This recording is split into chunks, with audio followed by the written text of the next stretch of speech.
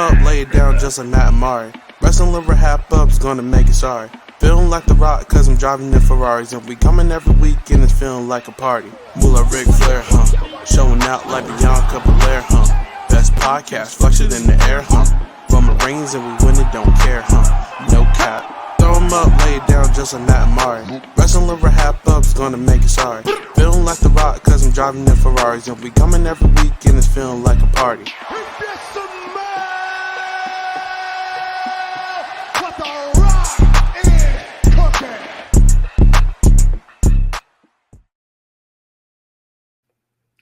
Hi, everyone. Welcome back to the Wrestling RHAPup podcast. I'm your host, Mari Forth, and with me, as always, my co-host, my tag team partner, the D-Lo Brown to my Ron Simmons, Mr. Matt Scott.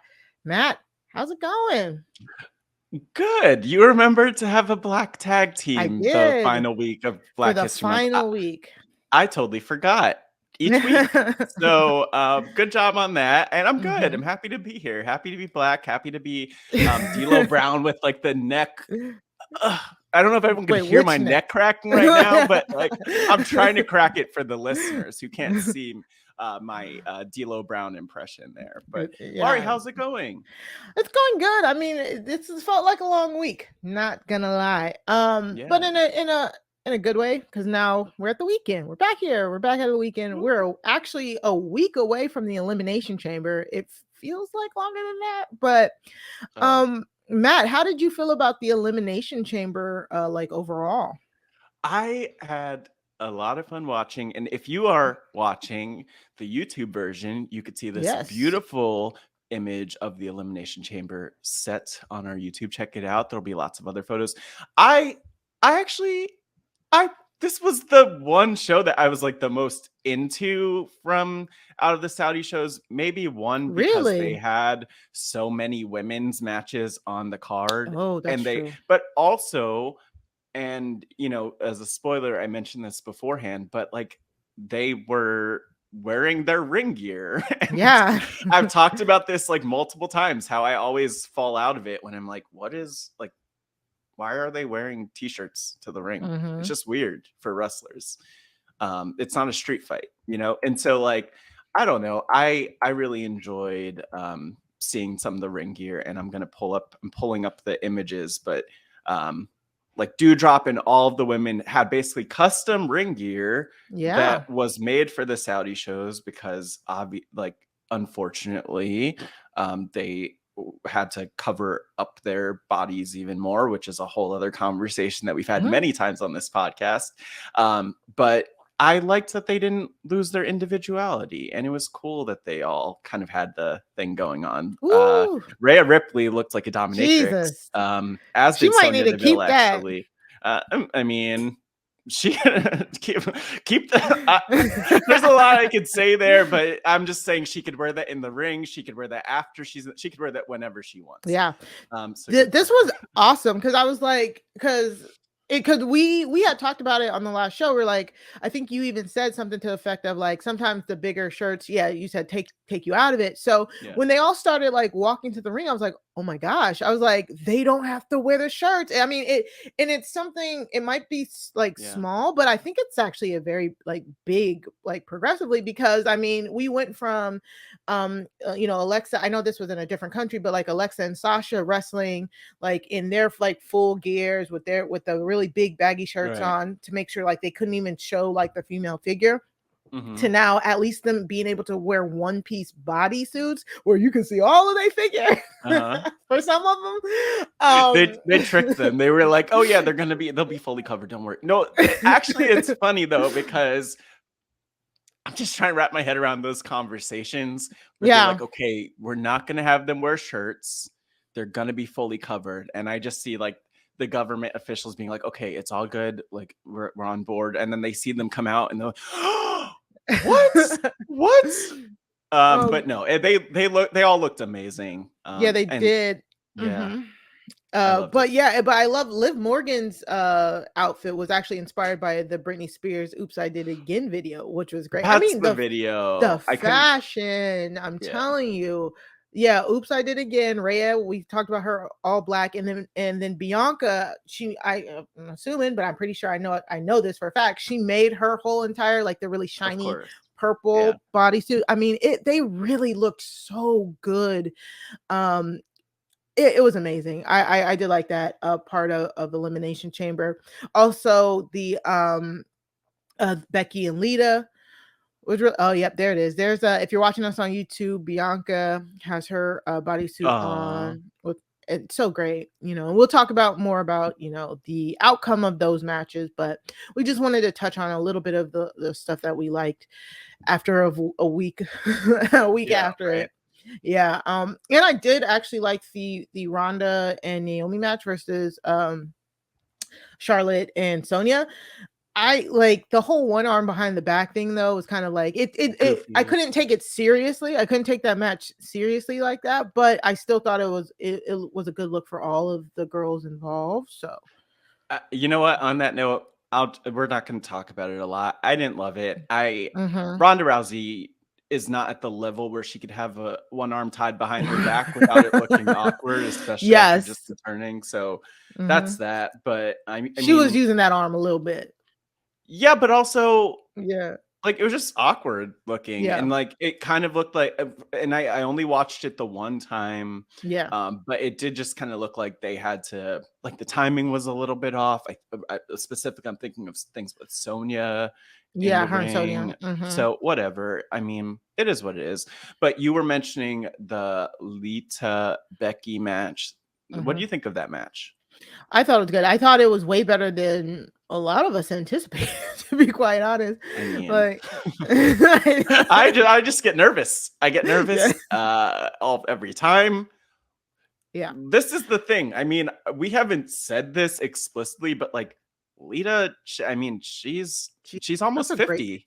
She's almost 50, which is like I mean, when keeping in mind that 10 years ago, maybe the average age of the women was like 27 or something like that. Like they were all really young. And I mean, a lot of them are still really young. And so I don't know. I was impressed. I was very impressed. Very impressive. By this and match. To me, it's kind of not even her age that's impressive to me. It's just us knowing all of her history of all of her injuries, and that her wrestling style is way more like unique and extreme than most of the women were, especially at the time she was wrestling. So that's the scary part for me, is just knowing she had all those neck injuries and the knee injuries, and you know what I'm saying. So calm down. Just like just tell her to get on like stay on the ground, keep both feet on the ground. You don't need to jump off of things and flip. Like we get it. We'll still be happy that you're there. Still, be happy. But that was awesome. And so maybe we'll see her back around for another run. Who knows? But if not, that was really solid. And I'm sure she'll be back for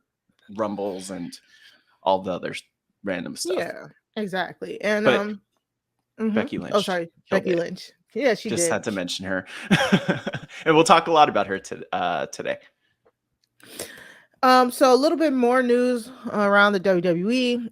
The Undertaker was officially announced for the Hall of Fame class this year, 2022, which it's so weird because I feel like 3 years ago, like the Hall of Fame announcements, like were really like they did it like basically immediately after the new year happened. They would then unveil like a different Hall of Famer like every week or every other week leading up to WrestleMania. But like now it feels like they don't even like it doesn't feel like a big production like it did just 2 to 3 years ago. So I'm actually really like, it's weird to me.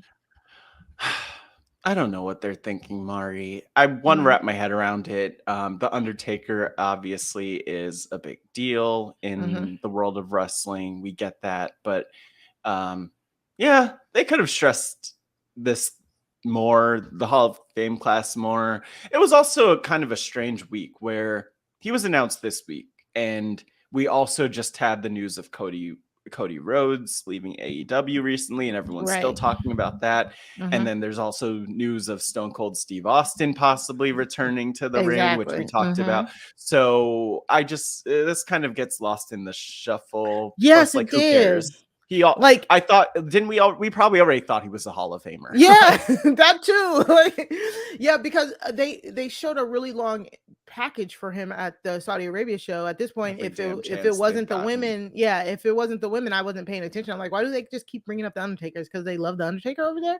But then I realized, like, oh no, he's the Hall of Fame class. And then the weird thing too is this year the Hall of Fame is gonna be done at the same time as SmackDown. Yeah, it's I don't understand either. They made some announcement that the Hall of Fame and SmackDown were going to take. I don't know if they meant just the same night or at the same time, but it sounded like they said the same time. So I don't know. Maybe I'm sorry, Mari. Could we just look at this picture of the Undertaker? Why? No one wants to see this man. He literally looks like a dead man at this point. Like his little wrinkly chest. He looks like half Undertaker, half Ric Flair. And no. I mean, where's the lie? There isn't. It's just like, okay, like the Hall of Fame hasn't really, like, I don't watch the Hall of Fame, but I did really enjoy them unveiling who's the class. And so if I'm assuming he's the top, he's the main, they always do the main eventer of the Hall of Fame, Big I guess. dog. Yeah. And then they always have, like, I do love the different categories, because every year it's like it feels like they have to slot in a different category. It's like, okay, who's the woman going into the Hall of Fame this year? Always and then who's the one black person going into the Hall of Fame this year? Just the one.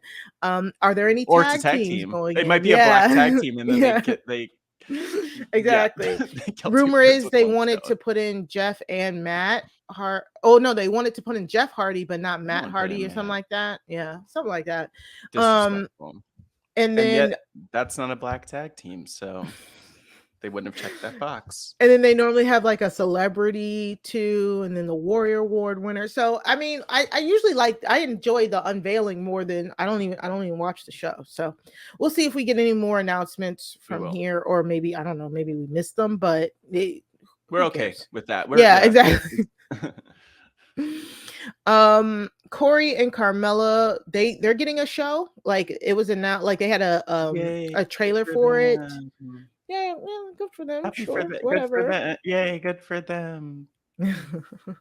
Is that? Do we have to say anything else about them or that? No, that's it. That was good. Look, Mari, you know me. We at least have to talk about it enough for me to pull up an image, and we haven't done that yet. So let's stall for time. But like, I'm not gonna ask you how you feel, but I'm just gonna say, there are other people who could have had a show. Okay. Bianca Belair and Montez Ford would be the number one on my list, but excellent. What is this trend? What is this trend of like wrestling couples getting shows? Like the Bellas like truly started this trend. Miz and Maurice got their own show. Cody and Brandy had their show. Now it's on YouTube. But so Carmella. From the last season of Total Divas that I watched, and Carmella was on it, and she was also dealing with the Corey stuff while she was on Total Divas. It was not compelling to me. Like, it was not compelling. It was mostly, maybe it was because the time they were going through, because it was right when they had announced that they were together, and she was like, kind of getting death threats because people said she broke up his marriage and stuff. Yeah. So she was just crying a lot of the time, and it was just weird. So good for them. It's a YouTube show, so you can watch it, or it's just like, what's the interest? I mean, we could move on. I'm just it's not interesting. But maybe we'll watch. If we get, watch this, Mari, if we get 5 reviews for our podcast that mention Carmella and Corey Graves, we will. Oh Jesus! Actually, no, 3. No, do 3 it. Reviews. 3. Okay. We will lowering the bar. We'll talk about this show at some point. Maybe only once, but still. Gotcha. I'm just checking, making sure. No, we don't have any new reviews. Okay. Don't worry. Okay. Which is a good reason to leave reviews, people. But we'll talk about that in the plug section. Anything else in terms of the news, though, Mari? Yes. Who's calling you? No, I started listening to our own podcast while I was trying to look for this. Wait, that's the way we're gonna get our views up. Our views up, yeah. Our listens. Just keep listening during the podcast, or else maybe we should sit back and listen to our podcast on our podcast. Why would we do that? No. I mean, then we don't have to talk as much. So next up, Cesaro did not re-sign his WWE contract, effectively leaving WWE. And so we got this question from Ben. What would be Cesaro's best move now that he left the company, in your opinion? Whatever he wants to do, because he's first and foremost, yes. Well, yeah, always first and foremost. But always, like the other whatever thing I'll say is that Cesaro is like very talented, but specifically he has been employed with this company for so long. Like, I hope that he saved up a lot of money. I hope that he's in a good place health-wise. And, you know, if he wants to take some time for himself, great. If he wants to work somewhere else, great. But it does sound like his contract just expired, which means that there's not a no compete clause, which means he could show up anywhere soon. Nice. I would actually like to see him somewhere that I'll actually watch. So I'm going to go with AEW, but I mean, you know, a little crowded over there. Yeah. That's the only sad part about that, but he's talented. He's very talented. And, you know, I think I can't watch it all, but I think he would do really good over in Japan as well. Oh, 1000%. Yeah, but I don't know how far away he wants to be from his wife Sarah, who is right now still currently, from what we understand, right, the head trainer for the women's division. I forgot that they're married. Yeah, Sarah Amato, aka Sarah Del Rey. Wow, I think I knew that they're married. Okay, well, good for them. Wow. But no, yeah, we'll see where he goes. I agree with you. Japan would be like probably the best fit in my mind. Unfortunately, there's not like an ROH, a Ring of Honor. I was just about to say, well, ROH, I don't know, because ROH did kind of have an announcement like they're coming back, kind of like, I don't know if it's just for special shows. Or they were close to a TV deal. There was some other company that's close to a TV deal again too. Maybe like GCW or something. I don't know, but no, they didn't. Yeah, they didn't officially go away. So they'll be around for his special shows. Hopefully he shows up on those. He was a big mainstay in that promotion. Yeah. So maybe, I mean, the great thing about the wrestling landscape right now is you can find it anywhere and everywhere. And that's only good for the, performers. So let's see, what else do we have? All right, so that's it for the news. We just want to let you know you can always email us, wrestling@robhasawebsite.com. We got a very lovely email from Kenny this week. Yeah, and I don't want to read it because it's just very self-congratulatory if I do. But Kenny, thanks for the shout out and the love of the podcast. It's great that we're able to engage you more, or really re-engage you in pro wrestling. And Kenny mentioned that this was their first Elimination Chamber. And so that was really awesome. But yeah, that's what we're about. If you have friends who are wrestling fans or lapsed wrestling fans or non-fans, like point them our way, because we try to be for the people who aren't already our people, if that makes sense.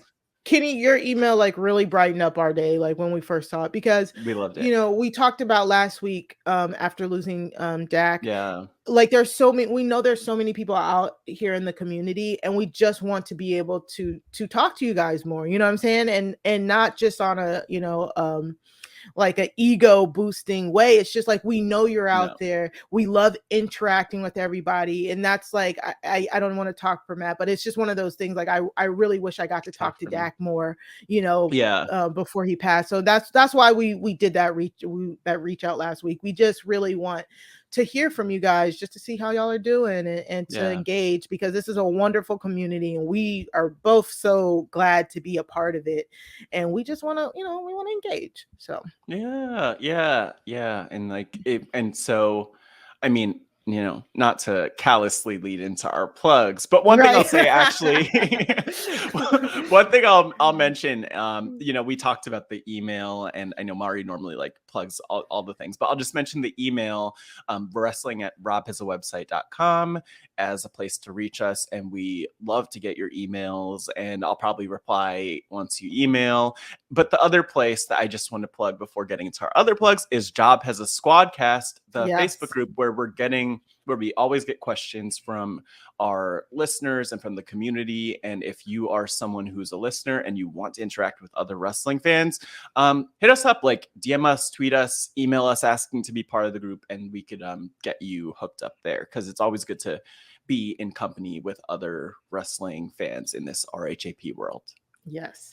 And you can always talk to us on Twitter using hashtag Wrestling RHAPup or at Wrestling RHAPup on Twitter. And of course, hopefully you're already subscribed, but also tell a friend to tell a friend. Subscribe to our podcast feed at wraphasaWebsite.com/wrestling feed. If you put that in, you will be able to subscribe wherever you get your podcast. Said your wrestling podcast. Yeah. Also, hopefully you're looking at our wonderful faces here on YouTube on Rob Has a Podcast YouTube channel. You just search Rob Has a Podcast in the Wrestling RHAPup, and we'll pop right up there. Subscribe there to know whenever we drop our videos. And finally, it is about to be the beginning of the month. So it is the perfect time to sign up for the RHAP Patreon account. The RHAP Patreon account gives you access to exclusive patron 5 for 5s, exclusive shows like the Slop. You get access to the once Survivor starts. Oh my gosh, we're gonna have so many Survivor patron exclusives, and we have to plug. It was just announced we're gonna have another live show this year. Yay! Yeah. There will be an RHAP live event, live know-it-alls, if you will, in New York this May, and tickets will go on sale next week, Friday, March 4th, and the patrons will get first crack at those ticket sales. So those tickets are going to go out fast. So if you want to join us in New York, I would suggest you go and become an RHAP patron. So just go to www.patreon.com/RHAP to sign up. I think that's it, Matt. So this is where we announce our super duper guests. We do. We have two guests today, and I get to introduce them, and it's an honor and a privilege. So I'm gonna do it. Come on, Mari. Should I go? Just do it, Mari. Just dive in. Do it. Just go right into it. Making their way to the podcast from the Challenge RHAPup, a podcasting mixed tag team, and it's not a battle of the sexes, exes, or rivals, 1, 2, or 3. Get ready to throw the gauntlet and step into the inferno, because this duo is total madness. Welcoming on Wrestling RHAPup Fresh Meat, and maybe, just maybe, it's about to get cutthroat. She's loyally, lovely, luminescent, a guaranteed laugh, a Jersey local, and many would say a living legend. And he's a bad boy, a hall brawler, a brain, a brilliant podcaster, and allegedly a huge fan of Johnny Banana. Please welcome no, the double agents, Allie, Lashing Out, Lasher, and Brian Cohen.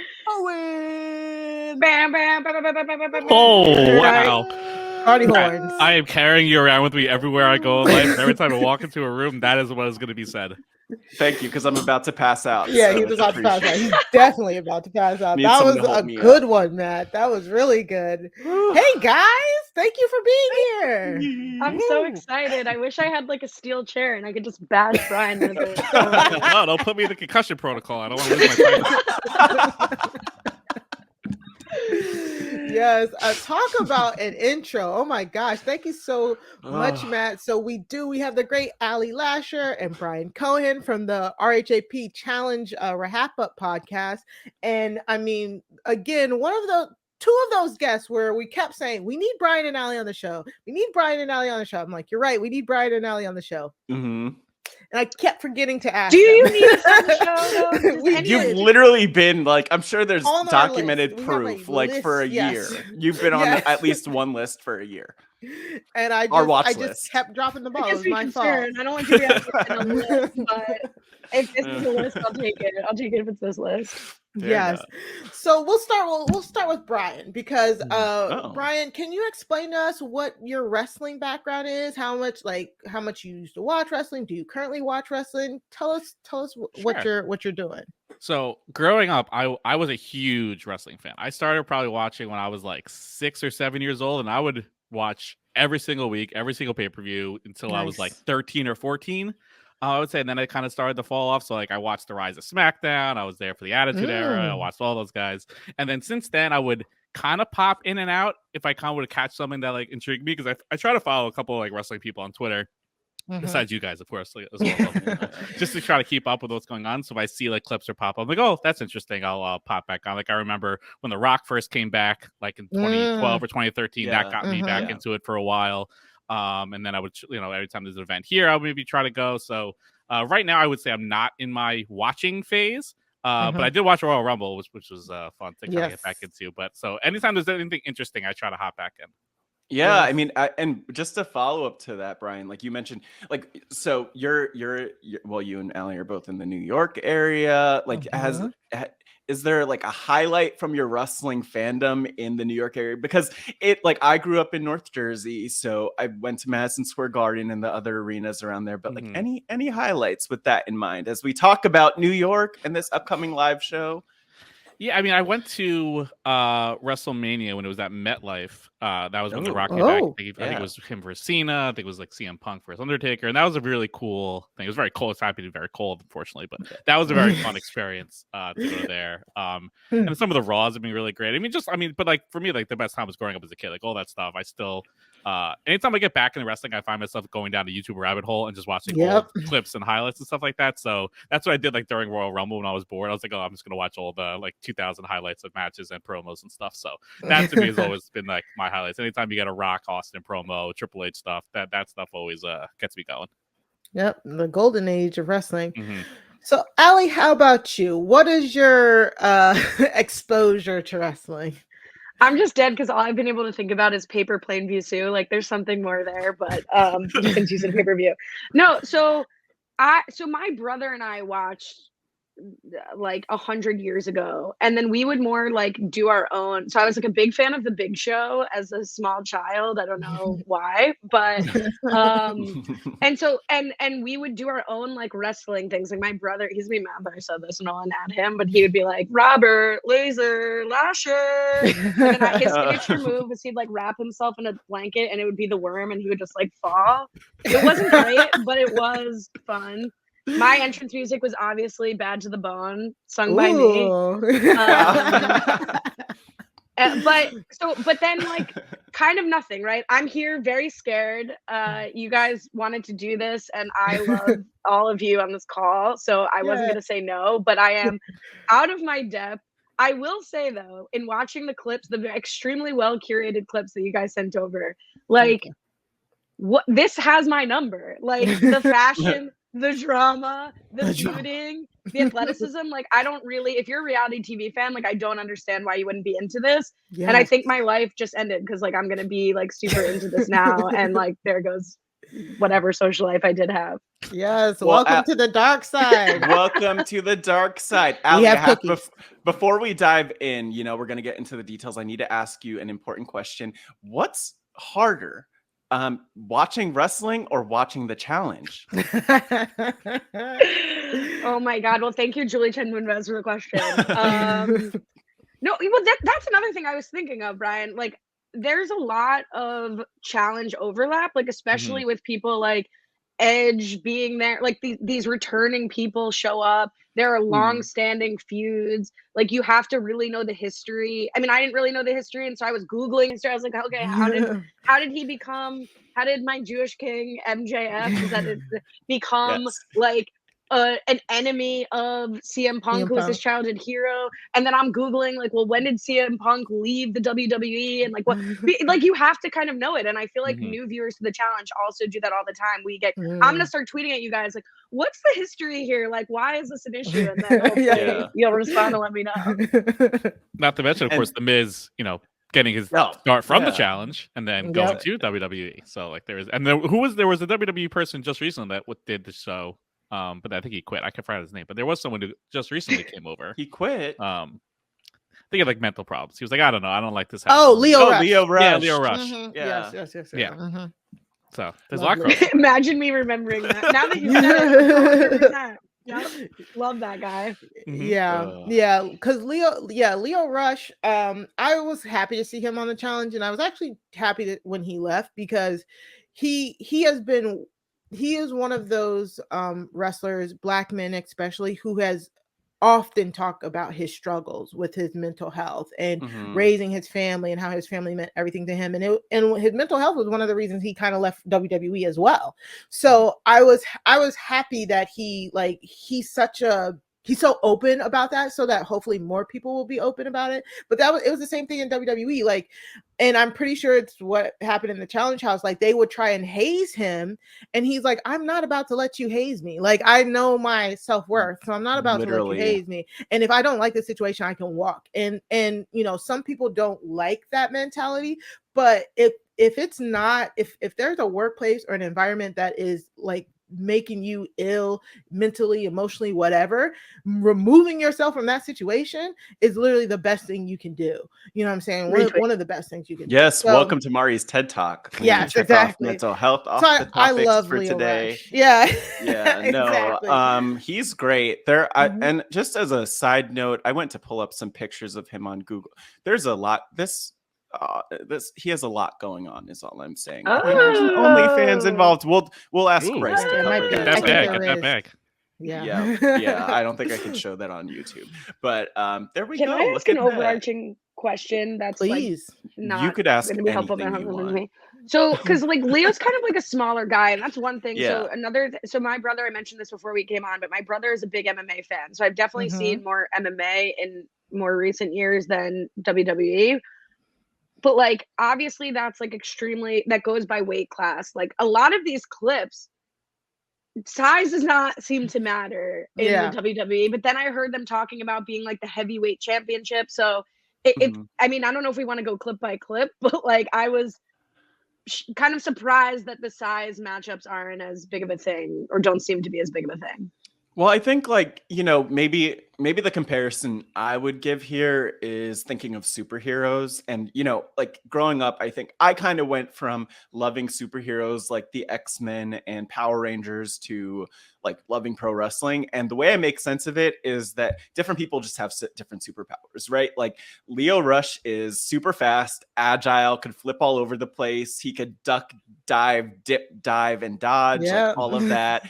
And, he's got that. Whereas like the Big Show has his size and strength, which could also be a hindrance. Like if Leo Rush jumps out of the way, or, if people target him because of that. And so, they don't really, wrestling is pretty inconsistent with how they've treated weight classes. Like they used to have a cruiserweight division, which Leo Rush was part of. So they did pay attention to and acknowledge people's size, but like it's gone. Now that it's gone, and they just kind of do what they want and put people against each other however they want. And they ask people to, this is the key term, to suspend disbelief. Like, oh, Leo Rush could actually fight someone like the Big Show. That's not the case, but like they ask us to believe that for the I believe it. I'm just surprised they matched them up, but I believe it. I saw Dewdrop go up like she weighed 1 pound. I was like, I mean, that's a whole that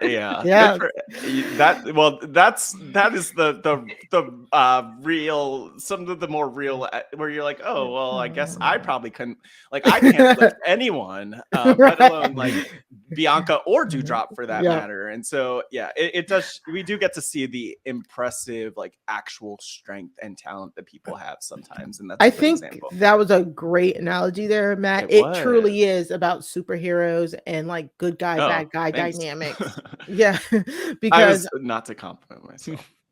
No, it truly is, because that's what you want to think of it. Whenever they're pitting people up against each other, they're more thinking about their dynamics as characters than what the physical limitations can actually be. Because you can, in wrestling, you can always get around those, like Matt smartly pointed out. So yeah, think of it like that. Think of it always as a battle of good versus evil, in a sense. So let's see. And Let's just get speaking into the of clips. good and evil, Okay, what's yeah, happening? now we're getting into the clips. No, I don't know. I just want to pull up this beautiful image of our favorite Bianca Belair. Oh, there you go. Yes. And yeah, Which is perfect. Yeah, which is perfect. So we will start here. We will start at Becky versus Bianca at WrestleMania. It is now official. So at Elimination Chamber, we kind of showed you guys the fashions of it all. But at Elimination Chamber, the women were fighting to become the number one contender for Becky's belt, and Bianca won, rightfully so. And these two, so we get a promo from Bianca and Becky, and then we get the match of Bianca versus Doudrop. And this promo just set everything up. It set the stage for what we're looking at for the next 5 weeks between Becky and Bianca for WrestleMania. And I mean, I loved it. And so this storyline has been going on since SummerSlam of last year. So August of last year, where Bianca was the champion. Becky came back in a surprise return and sucker punched Bianca and won the match in 26 seconds. And ever since then, Becky has had the belt, and Becky has basically been dipping, dodging, and ducking Bianca for that belt. And I love this promo because Bianca was talking about how you told me to get at the back of the line. Well, girl, I went to the back of the line, and now I'm back at the front. And I thought this was great character work from her. The crowd thought she was like completely over with the crowd. You could tell the crowd was behind Bianca. They've actually consistently been behind Bianca, which I love that for her. And I thought it was a good babyface promo when WWE doesn't normally give us good babyface promos. Yeah. And then we get Becky coming out with on the flip side, a good bad guy promo, because I loved what she said about how everybody loved her until she took Bianca's championship. So the people turned on her. So because the people hate her, she now hates Bianca. And I mean, this is great. This is and this is long-term storytelling. People always say that WWE does not give long-term storytelling, but when they do, like this, people say, oh, it was predictable. We knew Bianca was going to win the Elimination Chamber. Yes, we did, because it was a logical next step in this storyline, and I'm so glad it's happening. And I thought this was a great promo. I want to get your guys' take before we go into the match itself. So Allie, what did you think about this Bianca and Becky back and forth here? Yeah, it doesn't surprise me that the crowd was with Bianca. I feel like even just from the few clips I saw, she seems like a completely fully realized character who's like very rootable. The look is great. And then on the flip side, it was like Pixar's Brave. So I wasn't as intimidated by Becky. But it was exciting. I wanted to see more of this clip when it's like, a fight. This is interesting to me though, because like a fight breaks out like prior to WrestleMania. And when these fights happen in like the negotiations, we see later clips where it's like not the real match, but a fight happens. Like nothing's on the line there, right? This is such a stupid question, but it's just, how do those resolve? Like they just kind of like let go and like shake it off and leave. Yeah. So it's like people just they fight. They're like, oh, this isn't a match. We just feel like punching each other in the face. And so they're like, normally they'll have people like come and pull them away or something like that. But they because we already have these matchups set. These matchups are set. Between Bianca and Becky and then Brock and Roman. We still have 5 weeks to WrestleMania, so they're gonna have to find ways to build on that without giving too much away, like having them do singles matches or anything like that. So that's where the creative process is going to be at for the next 5 weeks. And it's always can be touch and go with WWE, because if you have a hot storyline, you need to find ways to keep it hot. And we'll see if they can do that. But no matter what happens, these are what we're getting. These are the matches. So I will say, from a reality TV like lover's perspective, I thought Becky, we often see like, oh, you're playing the victim. I like the reclaiming of the victim. Like, okay, yeah, I am the victim. Like, you ruined my life. Like, I like that.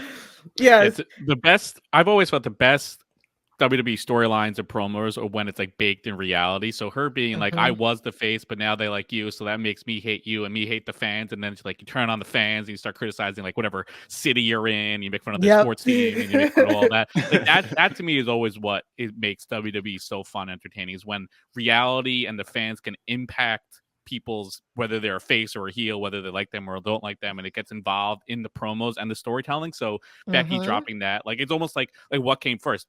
Was this always a storyline of Becky being the heel and Bianca being the face, or did the fans push that storyline? And like, you don't really know. It's like the chicken or the egg, and that's what makes wrestling sometimes so fun, is when it's all kind of convoluted together. Exactly. And that is actually a very good point, Brian, because thank you. When we were watching, we watched SummerSlam and we were like, what just happened? We had not been more mad. I was like, no, they did not just end Bianca's streak in 26 seconds. Like, go back and listen to that podcast, by the way, because we recorded it literally after midnight or whatever it was, right after the show happened. So we were not in a good mood then. Exactly. But it captures how a lot of the wrestling fan base reacted to it, and it's great because they keep every single week they bring up like Becky beating Bianca in 26 seconds, which in one sense could make Bianca look really bad, except she owns it, and it's very logical how it happened. She wasn't expecting to face Becky, all of that, and Bianca's done a great job to come back from it and work her way up, which was again the other truth in the promo, that she has kind of gone the long way around to get back to the championship. Exactly. And that's the thing. When it happened at SummerSlam, we were very upset and we were like, but it has to pay off in the long run. And we were really afraid because WWE often does not pay off in the long run. But this is it. We're getting the payoff here. We'll see what happens at WrestleMania. I'm hoping that, Bianca takes her championship back, because that would also make storyline sense. Plus, Becky has been talking about with her build up to Lita how this championship is everything to her. In the promo, she said she's had the championship for 3 straight years, which is, technically kind of true, because when she won that championship at WrestleMania 35, she held it for a full entire year. She defended it at WrestleMania 36, right when COVID hit, and then she had to give the belt up because she went and had a baby. And then when she came back from having a baby, she went straight into that Bianca match and got the belt back. So she's had the belt. She hasn't had the belt, but she's had the belt for her time there. Straight through. And she talks about how she had to give up the fans, give up all of that for that belt. So I think storyline wise, if Bianca beats Becky for that belt, the next logical step is to see where Becky lands without the belt. And I think that could be a really good storyline. Like, does she just go crazy and embrace being an even worse heel? Because right now she's kind of playing like a delusional heel type character. Or does she try and go on this existential journey that brings her back to being a babyface? So I just think there's way more storyline there. What I find so amazing is looking back, like, 10, 15 years ago with wrestling, how few women wrestlers there were, and even the ones that they were there, they didn't really have many flushed out characters. Like, I thought about seeing Lita still doing her thing like 20 years later. It was like her and like 2 other people back in the day. Now it's like there's like 20, 30, 40 women's wrestlers, and they're all like fully flushed out characters. And it almost seems like outside of like Lesnar and Roman Reigns, there's not a lot of good built-in men's storylines, and it seemed like all the intrigue is amongst like the women wrestlers, which I just find so unbelievable compared to like 20 years ago. Like, that was the complete opposite case. Like, it used to just be like Trish Stratus trying to like keep her job from Vince getting like firing her or something like that, and now it's like these like really intertwined women's storylines. And it's like for the men, it's like, I don't know, I'm opening a challenge, whoever wants to fight me could fight me, and the women are like really built in like 6-month, year-long storylines, which is, is that the right read based off how I've been watching this? Yeah, you're talking to 2 huge women's wrestling fans, so that's how we take it. Yeah. And by the way, I just want to point out that was a very gracious way of describing Trish Stratus. I was trying to be barking PG. Barking like a on dog. her knees, Matt's in face front of Vince exploded when you McMahon. said that. His head just I was like, yeah, her trying not to get fired. Yeah. You know, like most people do. Yeah. Right, with a tinge of sexual harassment. Yeah. Right. Just a small tinge, bit. you know, Just a little bit. tinge. Yeah. Yeah, no, Yeah. it's perfect. It's perfect analysis there, Brian, because it truly feels like they are building up Lesnar and Roman so much that all of the men are just at waylaid by it. And but also, you know, we send y'all clips about stuff we want to talk about, so there's a lot of men stuff that happen on Raw, but I don't really care we about don't it. I just want to mention Logan Paul was there, but we're not talking about because we don't care. So that's like I just find it so sad, like leading up to Yeah. WrestleMania, like 2 of the matches are like, I'm just issuing an open challenge to like whoever wants to fight me, and that's like the match, and it's not like, you know, a year-long build up to a fight. It's like it's Exactly. so sad. Exactly. That it truly is. The women are doing their long-term booking. The men, I mean, Brock and Roman are long-term in a sense, like they just keep beating each other like back and forth at WrestleMania. They're like the ripcord, they're like the break in case of emergency. It feels like gosh. yeah. And it truly is. Yeah, that is good analysis.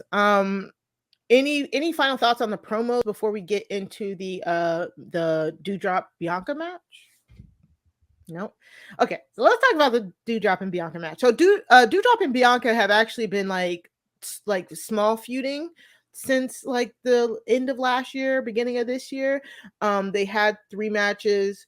We've talked about this on the show where they initially were just sent out for like a 5-minute match, and they had such good chemistry that they sent them out 2 more times consecutively, and they just blew the roof off the place.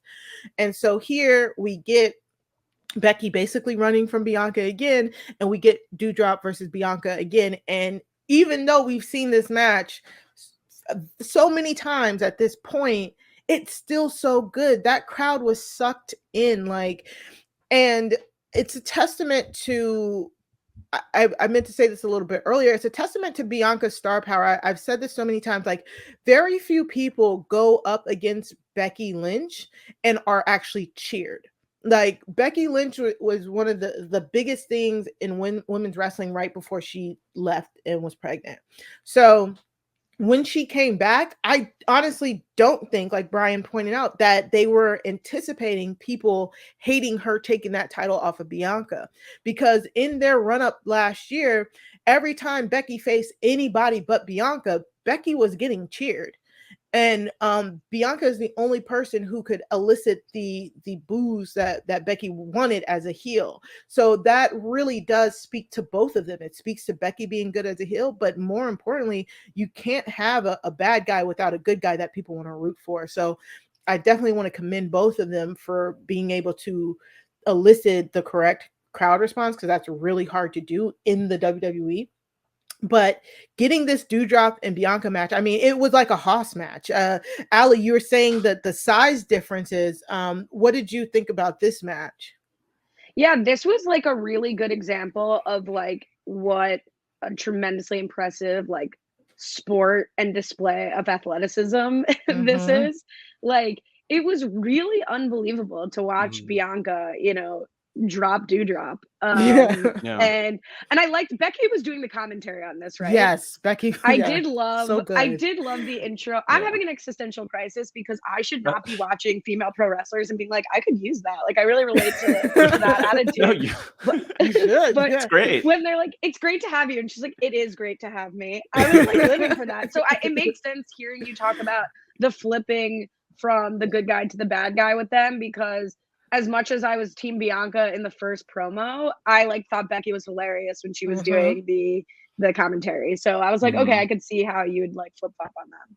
And that's always the struggle when you're trying to be the heel, especially when you're a popular person, because like people still love you. So like you have to like really get like almost personal with people to make sure that they stay hating you, because otherwise it's a weird situation where you're the heel, but the crowd's all like cheering you for stuff. So Becky is doing like, I think, a pretty good job of being like a bit of an asshole, like to make sure that people don't flip back to her side and be like, no, we actually love you and we love you doing this. So she's like, you have to like really like dive in to be that mean person, to be that heel. Otherwise, it's just not gonna play. Yeah, Is it's it? tough too, sorry, because go ahead. like the cool heel is a thing that happens sometimes where everyone wants to be cool, everyone wants to be beloved, even if they're the bad guy. And so, you know, she does a good job of somehow getting people to turn. So even though they love her, they're like, you want to boo her. You want to boo someone who you love and admire in the ring. And so that's like the goodness of Becky Lynch. Well, I have a question that kind of goes to that, Matt. So, like, obviously on the challenge, as you mentioned in your amazing intro that will never be forgotten, Brian is a big simp for bananas. And I don't like bananas, right? And bananas can be a heel in the challenge world, but it's like one of the most disputed things, right? Like, do you think Wes is a villain or do you support Wes? Do you think Bananas is a villain? Do you support Bananas? Is there that same kind of break in the fandom of wrestling, or does everyone agree that like Becky is the bad guy in this situation? Is it more like clear cut?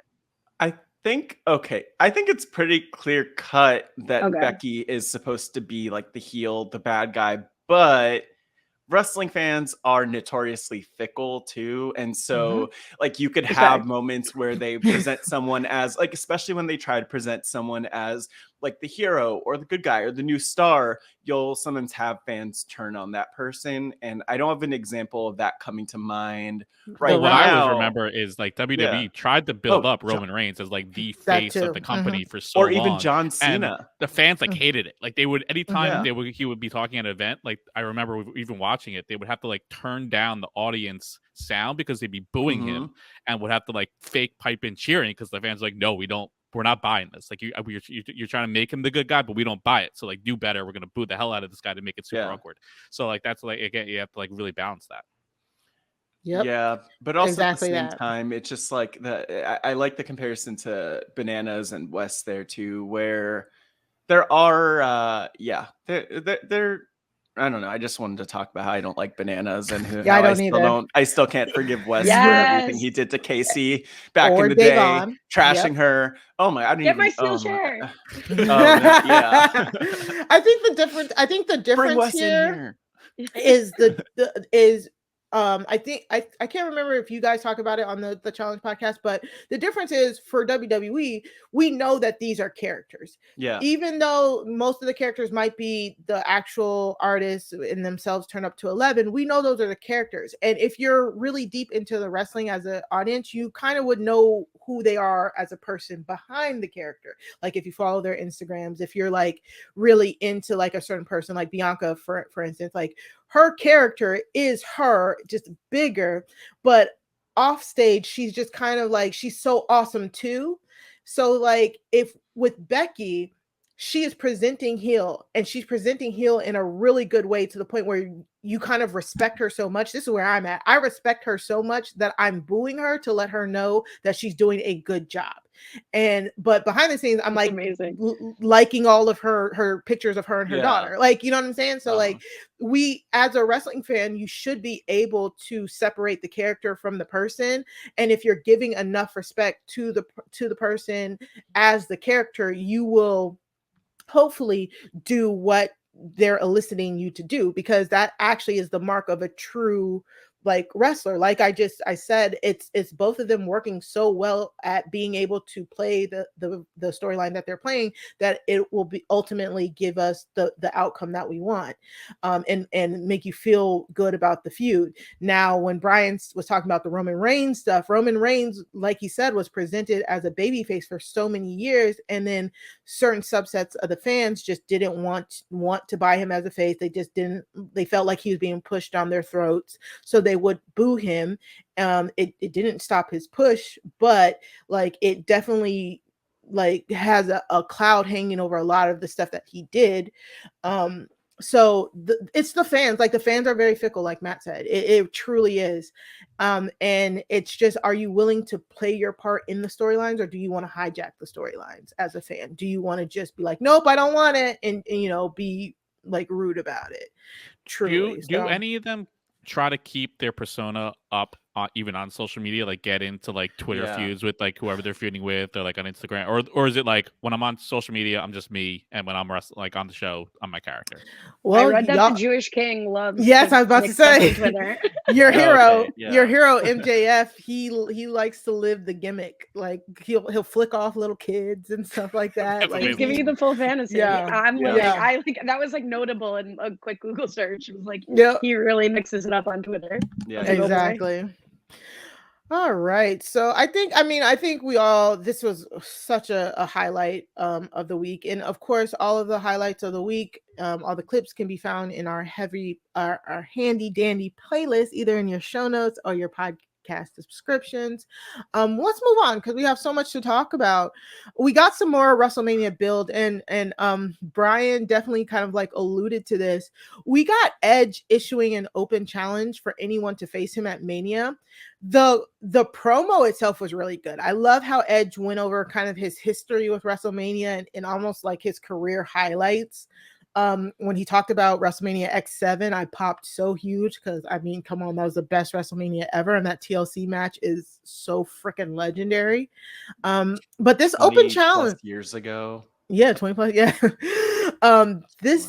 This open challenge is great. I mean, it does suck that there's no build for it, but depending on who it is, Edge can help build a star.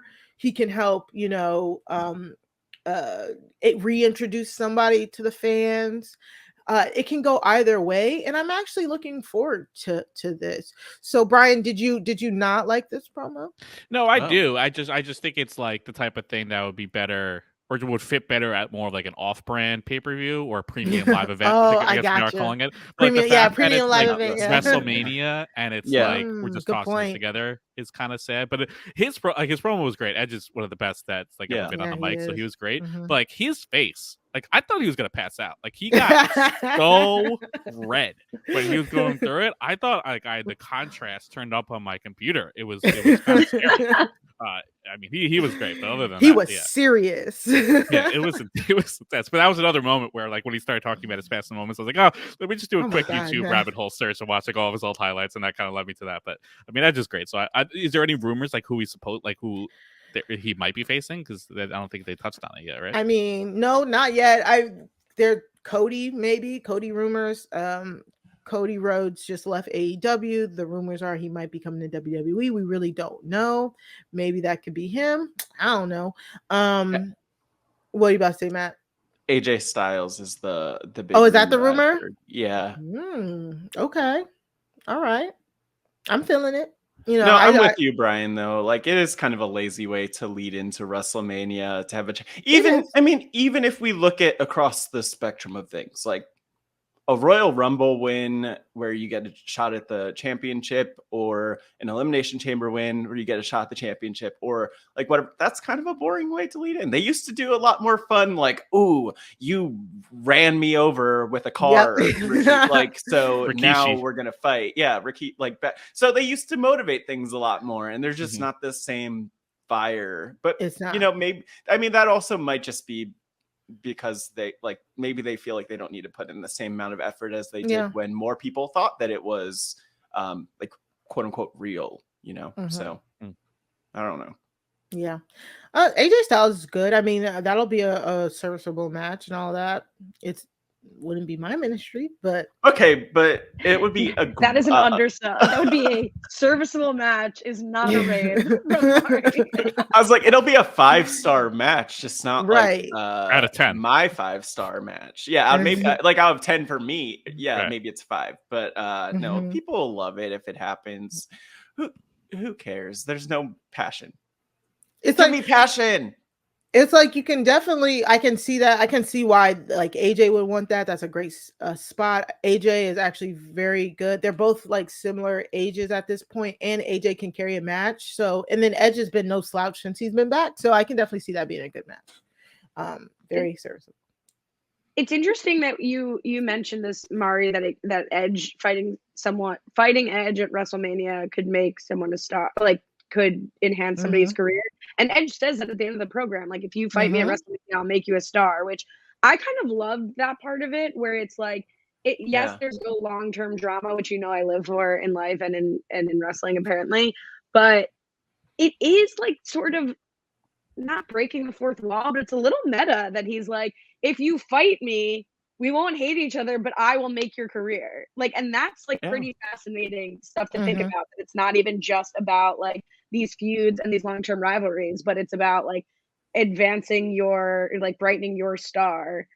Which I found really interesting. This is a promo that to me really worked, where I wanted to see what this fight was. So if that's like the point of the promo, I was like interested in watching the match.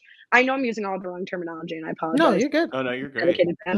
But one thing that didn't really work for me as much is like nothing is super intimidating about a man sitting. Issuing a challenge from seated. I do live by the expression "why stand when you can sit," but I feel like if I were a pro wrestler trying to be intimidating, I wouldn't be off my feet. But that's just me. Like, I'm not Edge, obviously. Right.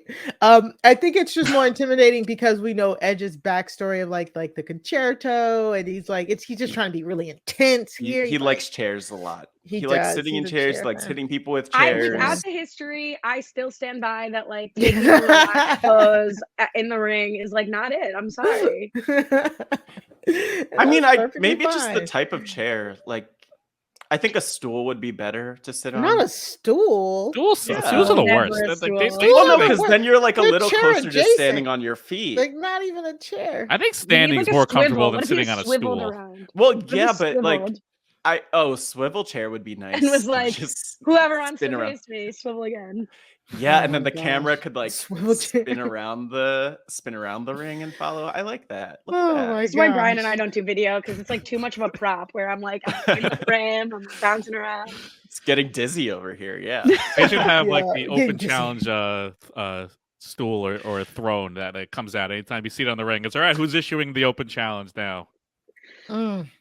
I love a good open challenge. I do. I was a big fan of John Cena's US title open challenge. I don't understand why more babyface champions don't do that. But I am interested in this. We also, like we alluded to, Damian Priest had an open challenge for the US belt, but I'm just not into it, so we're just kind of move on because we're gonna save some time here. But Finn Balor came out to answer the open challenge. They have a match next week. Maybe Finn takes it off of him. Finn's really over. I don't know.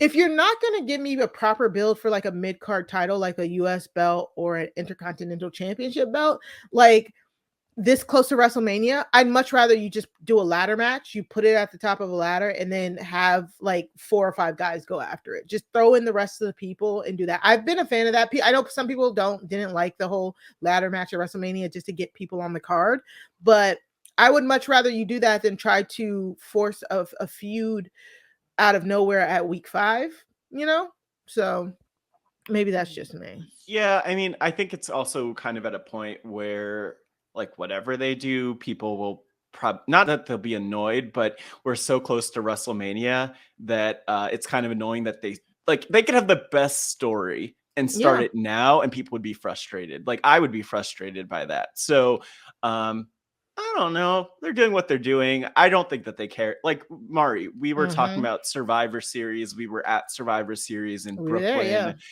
Brooklyn. And what was great was what was not great actually was that they didn't have any build. They didn't have any stories going into it. They didn't even seem to remotely try or care. WWE and like the writing team for that show, at least, based on what we could tell. So maybe those belts were on the pre-show. Like, they weren't even on. And they have a ton of money, by the way. Like, WWE is not. They've got plenty of money, so maybe they're not that worried about like we need to draw it, just like Akiva. Yes, that was a reference. That was a shout out to Akiva right there, who's definitely listening while at the O word. But yeah, this is a segment. Finn Balor. It's good that he's back. He's also. I just feel like he comes back and leaves so much that like I don't care. Yeah. And we used to care about him. He's super over right now. So I would not be surprised. Like the audience loves him right now. So I wouldn't be surprised if they put the US belt on him. But then again, what do you do at WrestleMania? Because if you give me Finn Balor versus Damian Priest next week, and Finn takes the belt off of him, I'm not going to care if it's just a one-on-one match against those two at WrestleMania. I would much rather like a multi-man match or something like that. Okay. You know what? Let me just put this out there too very quickly, and I'm not going to look this up. I didn't look this up, but they've probably already had like 17 matches together, and like they have definitely fought. And that's one thing about WWE where it's just like, yeah, we've seen this already. It's not that special. But hey, it's probably going to be a good match, whatever they choose to do. So let's move on to something that I actually care about. So since Brock won the championship at Elimination Chamber, so in Elimination Chamber match, the men were actually fighting for the championship, and I thought this was so stupid. Like that's why I didn't care about that match to begin with, but Bobby Lashley was taken out of the match and put into a concussion protocol. Bobby Lashley goes into Elimination Chamber as the WWE champion. He doesn't even get out of the chamber because I think they threw Austin Theory at his pod. He allegedly gets hit in the head, and I say allegedly because that was a really bad spot that they did there. He gets hit in the head. He gets taken out. He's carried out in concussion protocol like halfway through the match, and they're like, oh, Bobby Lashley can't return to the match, so whoever wins this will be the new WWE champion. And it just pissed me off because we talked about last week, why even put the belt on him for 2 weeks if this was what was going to be the outcome? I guess they felt like they were helping him by not having him get pinned or anything like that, which I guess, but it just was so stupid because the moment this happened, I'm like, okay, well, Brock's getting the title. So it was like, just why did we do any of this? We could have just kept the title on Brock and all of this. So I can't believe they concussion protocol. That's wild. I mean, yeah, why they do. It's amazing they do. Keep going. Like, it's amazing. Do that. You mean you can't believe that they have it, or that they put it in a storyline? Like, he might be concussed and have CTE based on this. Really bad spot where it didn't great. Connect with his head. No, not saying it should have. I'm just saying.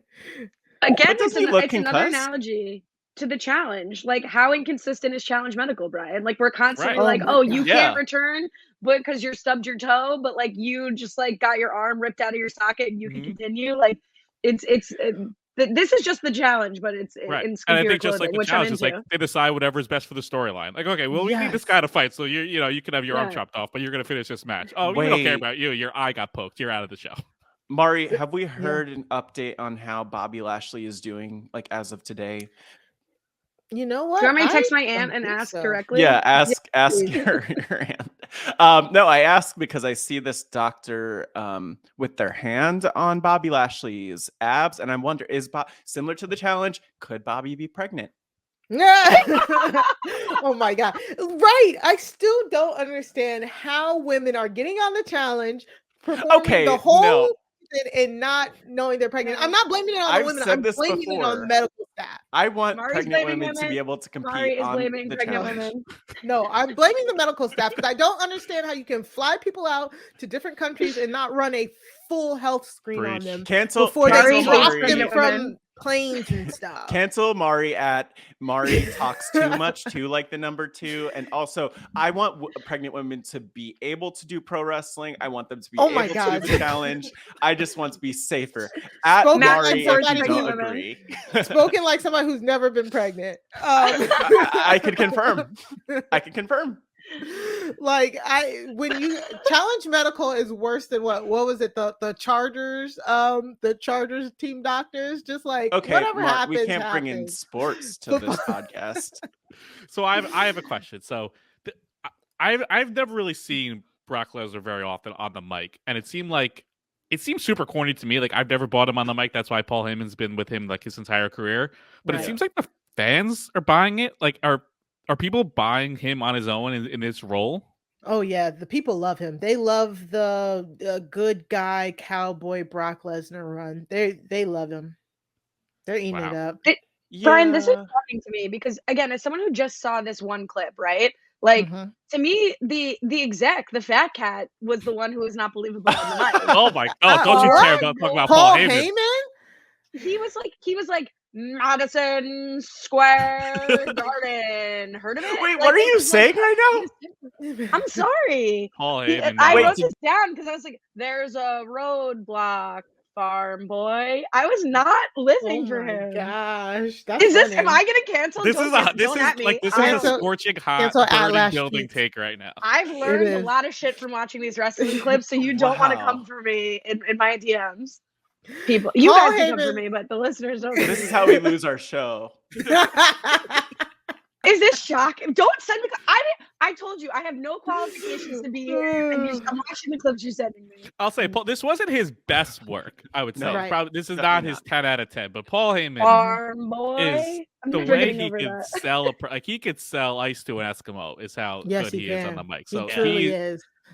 I would say maybe this is like his 6 out of 10, maybe, but like he is so good. He is so he made Brock Lesnar, really. I'm out here screaming, take my money to all of these clips. I'm in our group chat being like, I'm living for all these clips. I'm loving the wrestlers. And then I got to this and I was like, yeah, I can see that. I think he was still trying to play a little scared in this promo, if I remember correctly, because oh my God, Matt.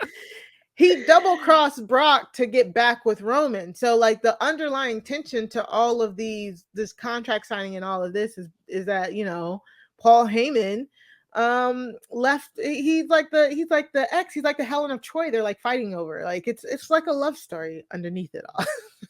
Also, I will add a Jewish king because I did Google like Jewish professional wrestler, like WWE people, and he came up, and I was like, that's a stretch because he's not fight. Does he fight?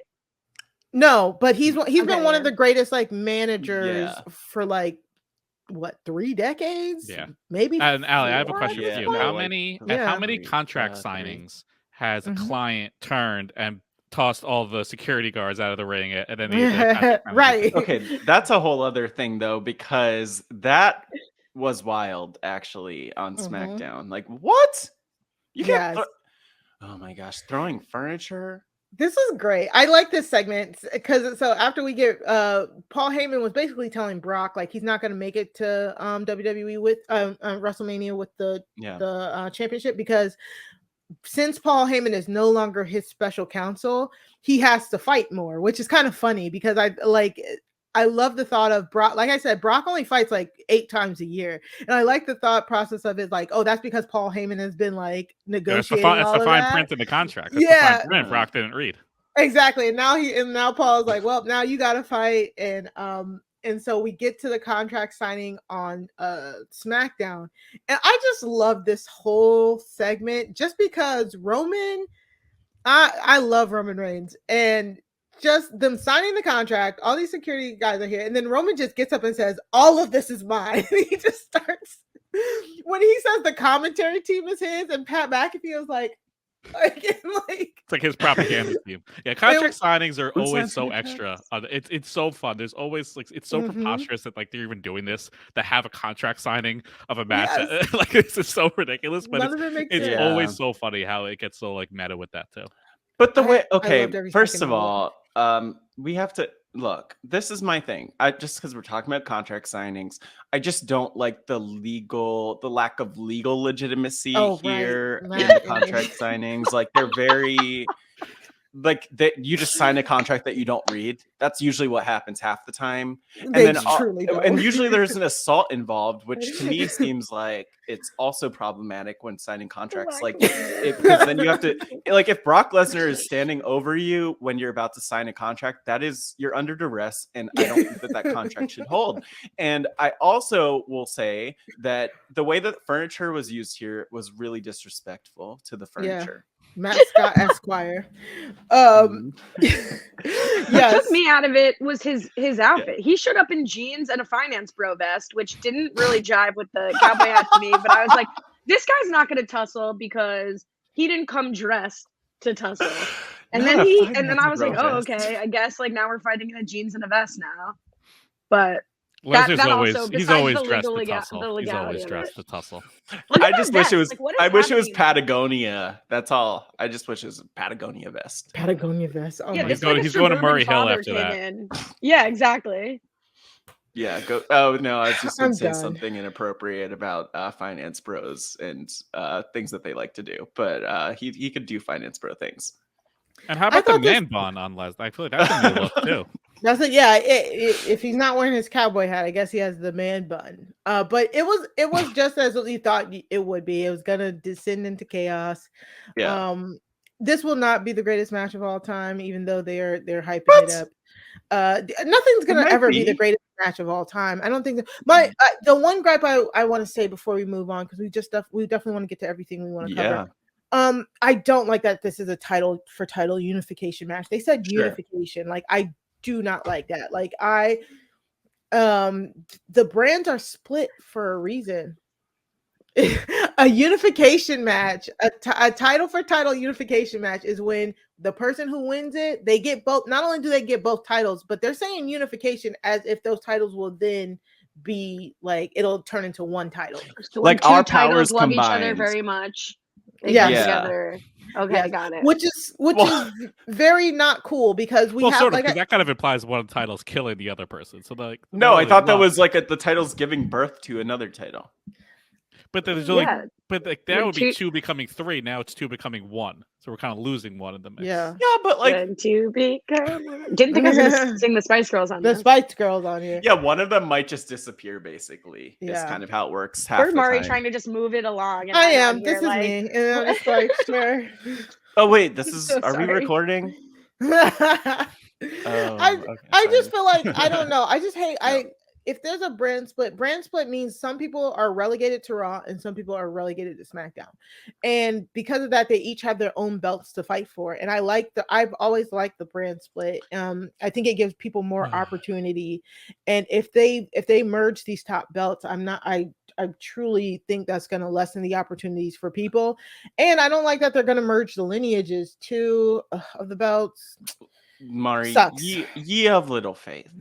I think that I kind of agree with you. I probably have pretty much said that in past episodes, but I mean, this is interesting. I kind of want to get over the fact that they're going to unify the championships here. And I'm going to assume that they're going to have a new championship that pops up out of nowhere. I don't know how they'll do it. Hopefully they don't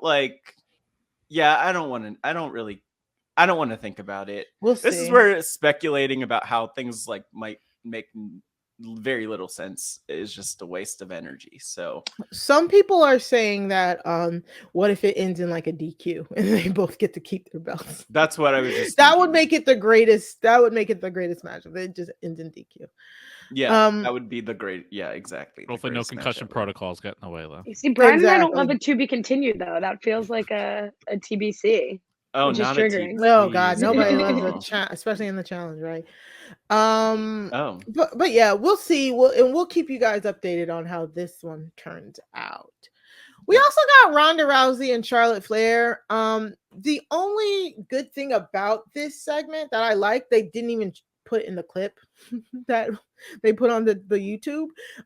Ronda actually came out beforehand and she gave a pretty good babyface promo talking about how she main evented WrestleMania with Charlotte 3 years ago, Charlotte and Becky, and then she left to have a baby, and she talked about 4 months after having her baby, she's back on here on the screen, and that it's her dream. The people loved it. It was a acceptable babyface promo, and then Charlotte came out and did her Charlotte thing. It was the same thing we get every week. And then Sonya Deville attacked Ronda Rousey from behind. Allie, did you care? What did you like anything about this clip that we You're supposed to say, did you care? I mean, it's so funny though, because Ronda Rousey was like really like the it girl of the moment, like a couple years ago when she was sort of making the John Cena, Dwayne the Rock Johnson jump from like fighting to like stardom, and actually like lost track of her. Like I forgot about her a little bit, and I was happy to see her because I like what. I was just gonna say that's probably because she said some things that people were kind of like, "Oh, did she?" Don't pay attention. This is why I got cancel me at Lash Fades. Okay, so I'm neutral to seeing her then until further research is done.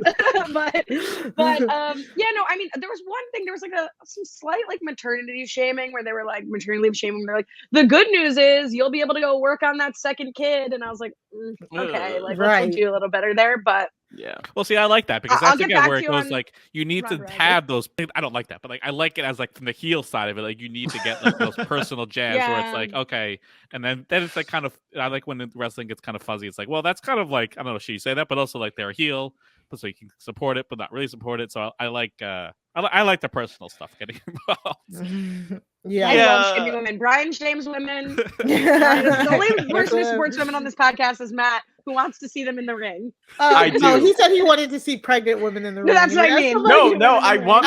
Okay, wait. Pregnant. No, that is no. not Let me establish this. Let me repeat it one time. Women if wrestle. Ronda Rousey is pregnant and wants to wrestle, I want it to be safe enough for her to wrestle, and I don't want her to be shamed like Brian, who is all for pregnancy shaming, and I'm not. And you know what? Honestly, pregnancy shaming is old news. That's so. And I'm not afraid to say it. I'm anti-pregnancy shaming, and I'm not afraid to say it. Oh my god. That sounds like a T-shirt or a bumper sticker. Mari, I'm so sorry. Anti-pregnancy. I'm anti-pregnancy shaming, and I'm not on your bumper. That'd be so weird. I'd be like, okay, okay, girl. Speak up. You have to speak up. I'm gonna make one of those later, and then get a car so I have a bumper. So I have a place to put my bumper.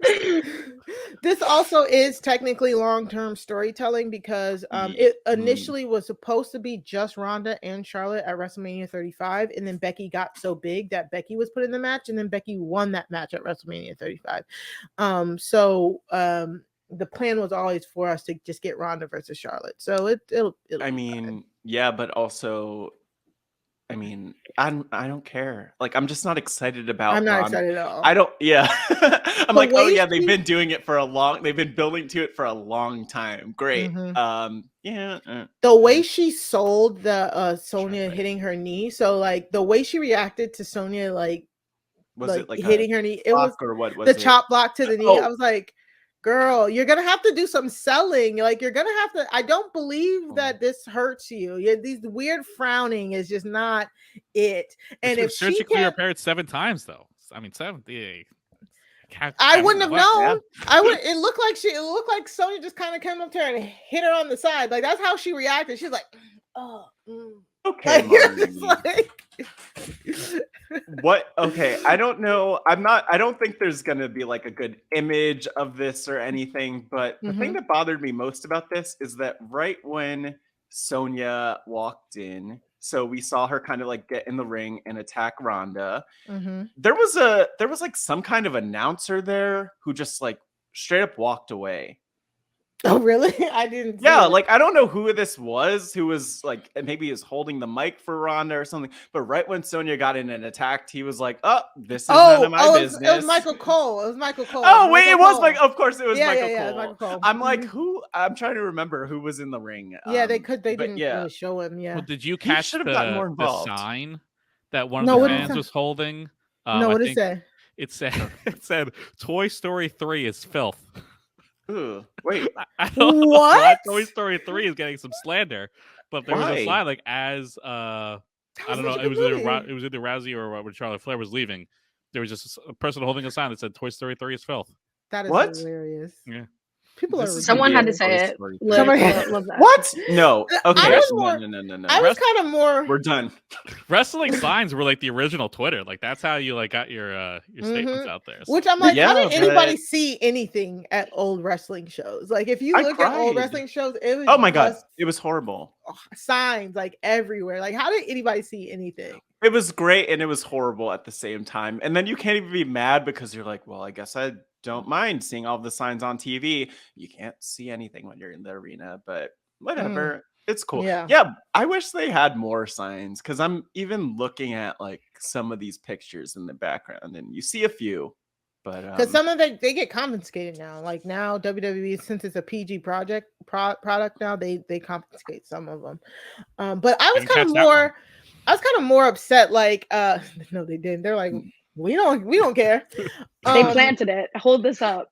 Yeah. And some of it, did it look handwritten? Because you can did. tell when some signs they're like, oh, this is the sign, but they have like a permanent marker in their hand, and they those rascals. Yeah.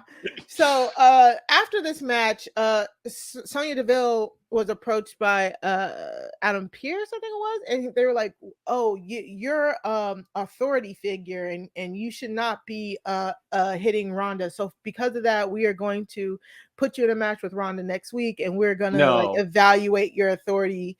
I'm like, okay, so what happened? That makes no sense. It makes no sense because Sonya Deville and Naomi have been going back and forth since October of last year, and Sonya has been abusing her power against Naomi since October of last year. But y'all didn't care when it was Naomi. But the minute it was Ronda Rousey, they're like, "Oh no, Sonya, you can't abuse your power to mess with Ronda Rousey." Like, what is this, man? Tell us you don't care about Black women without telling us you don't care about Black women. I mean, but like, no, you don't need to say that. Like, not you. You say that. They don't need to say that. They don't need to say that. Is what I'm saying. Like, it's like, okay, we know. Yeah, it's weird. It's Ronda Rousey. It was funny too, though. So that's the other dimension. It is so bizarre though, and you know what? I still don't. You know what? One day I'm gonna have to dive in and figure out more of like what Ronda actually said, because I don't know what she said, what problematic thing she said exactly. I'll tell you after. But we're gonna do that later. And then we're probably gonna delete this whole episode when we realize. I did take a quick skim. I took a quick Google search, and I no longer was excited to see Ronda Rousey back. Damn. Oh wow. So speaking Good luck of on Google, yeah, Google Ronda and another reason not to be excited. We don't love Charlotte either, just as background. So So speaking of Naomi, later on, Sasha Banks, like, it was so weird because I was watching SmackDown and all of a sudden Sasha's music played. I was like, wait a minute, I don't remember Sasha being announced for tonight. And I love me some Sasha Banks. We all know this. And it was Shotzi Blackheart didn't even get an entrance, which I was like, okay, that's not good for Shotzi. But then all of a sudden Naomi came out. I was like, what is happening? Why are all my faves out here? And I'm not even knowing what's happening. You can bring that picture up, Matt. And so Sasha and Shotzi have what is probably like a 2-minute match. I think what's in the clip is literally the whole match, possibly. And Naomi was on commentary, not really engaging. But after the match, Naomi gets in the ring. I'm like, what is finna happen, right? And Naomi says, me and Sasha were coming for the women's tag team championships. And I'm like, gobsmacked. First off, love both these women. I love Sasha Banks. I love Naomi. Had no idea that they were about to start tag teaming together. Like, I don't know what's happening. I am shooketh. Okay. Brian, what did you think about this clip? Yeah. I thought it was a fun surprise because it seemed like everyone in the audience kind of was like gasped and was like, oh, okay, this is now like a thing. So all right, let's get on board. So it seemed like a fun duo to put together. Have they ever been paired together before? Yeah, they have teamed together. They were known as Team Bad along with Tamina back in 2015. So it's not like they've never teamed together. That's why they have their unity hand sign and all of that. But it's just like this is out of nowhere, Matt. Yeah, no, I totally forgot about that when I was watching this segment. And I always it's funny because you've mentioned that 2015 Team Bad thing multiple times, and I forget about it. I forget about it constantly. So thank you for the reminders of that. But no, it's and I'm just pulling up a picture for those who want to kind of reminisce on the Team Bad. Oh, this was so sweet. They have their little Rise Above Cancer shirts. We love that. But yeah, they go way back. And so I liked this. The thing that I actually want to comment on though, Mari, did you notice did any of you notice the technical difficulties happening on commentary during all of this match? Oh, how Naomi got her freaking hair stuck in the headset. Oh, they were asking for a new mic. Yeah, I couldn't tell. That was one of I couldn't tell if that was really they didn't show an it issue or what was happening. They didn't show it, but I don't know. I wish we could have seen Yeah, I was watching the broadcast. They didn't show it, Yeah. but when she had originally first put it on, like Pat was like, "Oh, let me help you with that," because her hair it's iconic, but it just does not go well with those headsets. They do show her taking them off, so she did manage to take them off when she had to go up there. But that probably was what is why we didn't hear her too much on commentary. Yeah. Plus the match was literally like it was a 2-minute match. So I was like, they clearly put this together at the last second, because it was the whole segment itself was probably 7 minutes. So Allie, any thoughts about this clip? I mean, this was one where the looks really stood out to me. This was especially, we had gotten there. The order I watched them in was a lot of like men and best, as we discussed. So I was like, you know, I don't know the history. I'm so useless in this, but I was just like, honestly, living. I mean, Naomi's look, I think, was my favorite of the entire clip series. So it was worth the headset issues that she suffered for fashion. I'm excited that it's cool to hear the background now, that these are like long-standing pairs who are now back together again. It's kind of cool to know that like teams can kind of break up and come back together, and the storylines are never kind of like fully over. I like a good break up and get back together story. Was it like was it drama, or was just well, so when they were Team Bad, that picture that Matt pulled up, it said for Beautiful and Deadly, if I remember correctly. They were actually heels in that, and it was a faction war. It's a long story, but they were heels. And then as Sasha's popularity grew, they decided to turn Sasha face. So when they turned Sasha face, Tamina and Naomi like attacked her, and then Naomi and Tamina, they're actually related, like they're related through marriage. Naomi and Tamina are, so they turned on Sasha. Sasha and Naomi had like a small feud, and then Sasha went on to be her own single star. And I don't know, it wasn't in the clip, but Sasha's like a 6-time women's champion, a 2-time like women's tag champion. And you know, Naomi went to become a 2-time SmackDown women's champion herself within that time period. So it was like bad blood, like storyline wise, because they had to move on from what they were doing. They were in those teams for about 6 months or so. So, but they've always been supportive of each other, period, backstage and all that. And so that's why when Naomi came out and she was on commentary and she was like rooting for Sasha, I was like, okay, this is a regular Monday, but what's happening? You know what I'm saying? The kind of weird thing is they've never been just a team, just the two of them. And Sasha's teammate Bailey, her actual like tag teammate that she's won championships with, is healthy. So I was like, is Bailey gonna come out here? And then not only that, she is healthy from what I understood. 100%. At the end of March, they said, or was it at the end of March? At the beginning of March? I don't know. We'll see. She's healing up. Okay. Yeah. And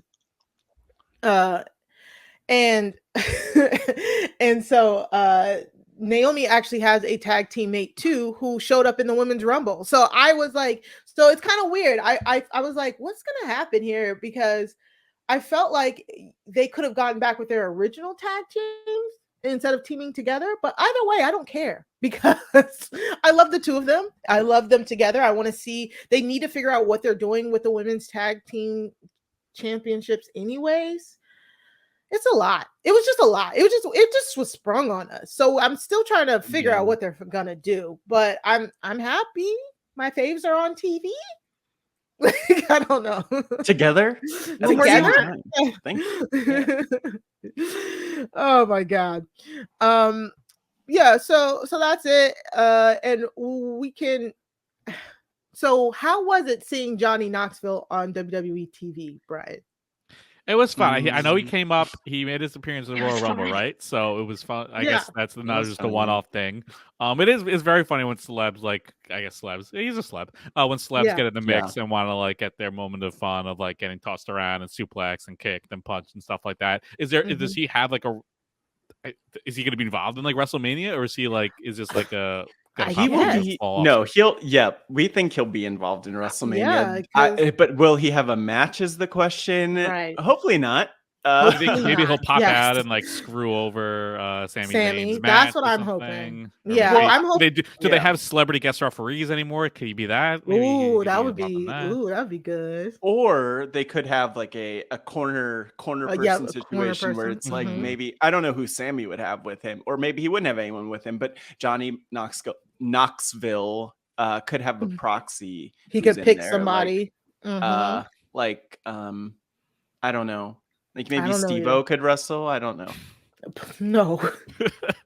Or Allie, did you like this? What did you, or were you simply confused? I was confused. Love some confusion though, and I was more of a Bam Margera girl. Although honestly, he might be Wow. canceled. Like I have no idea.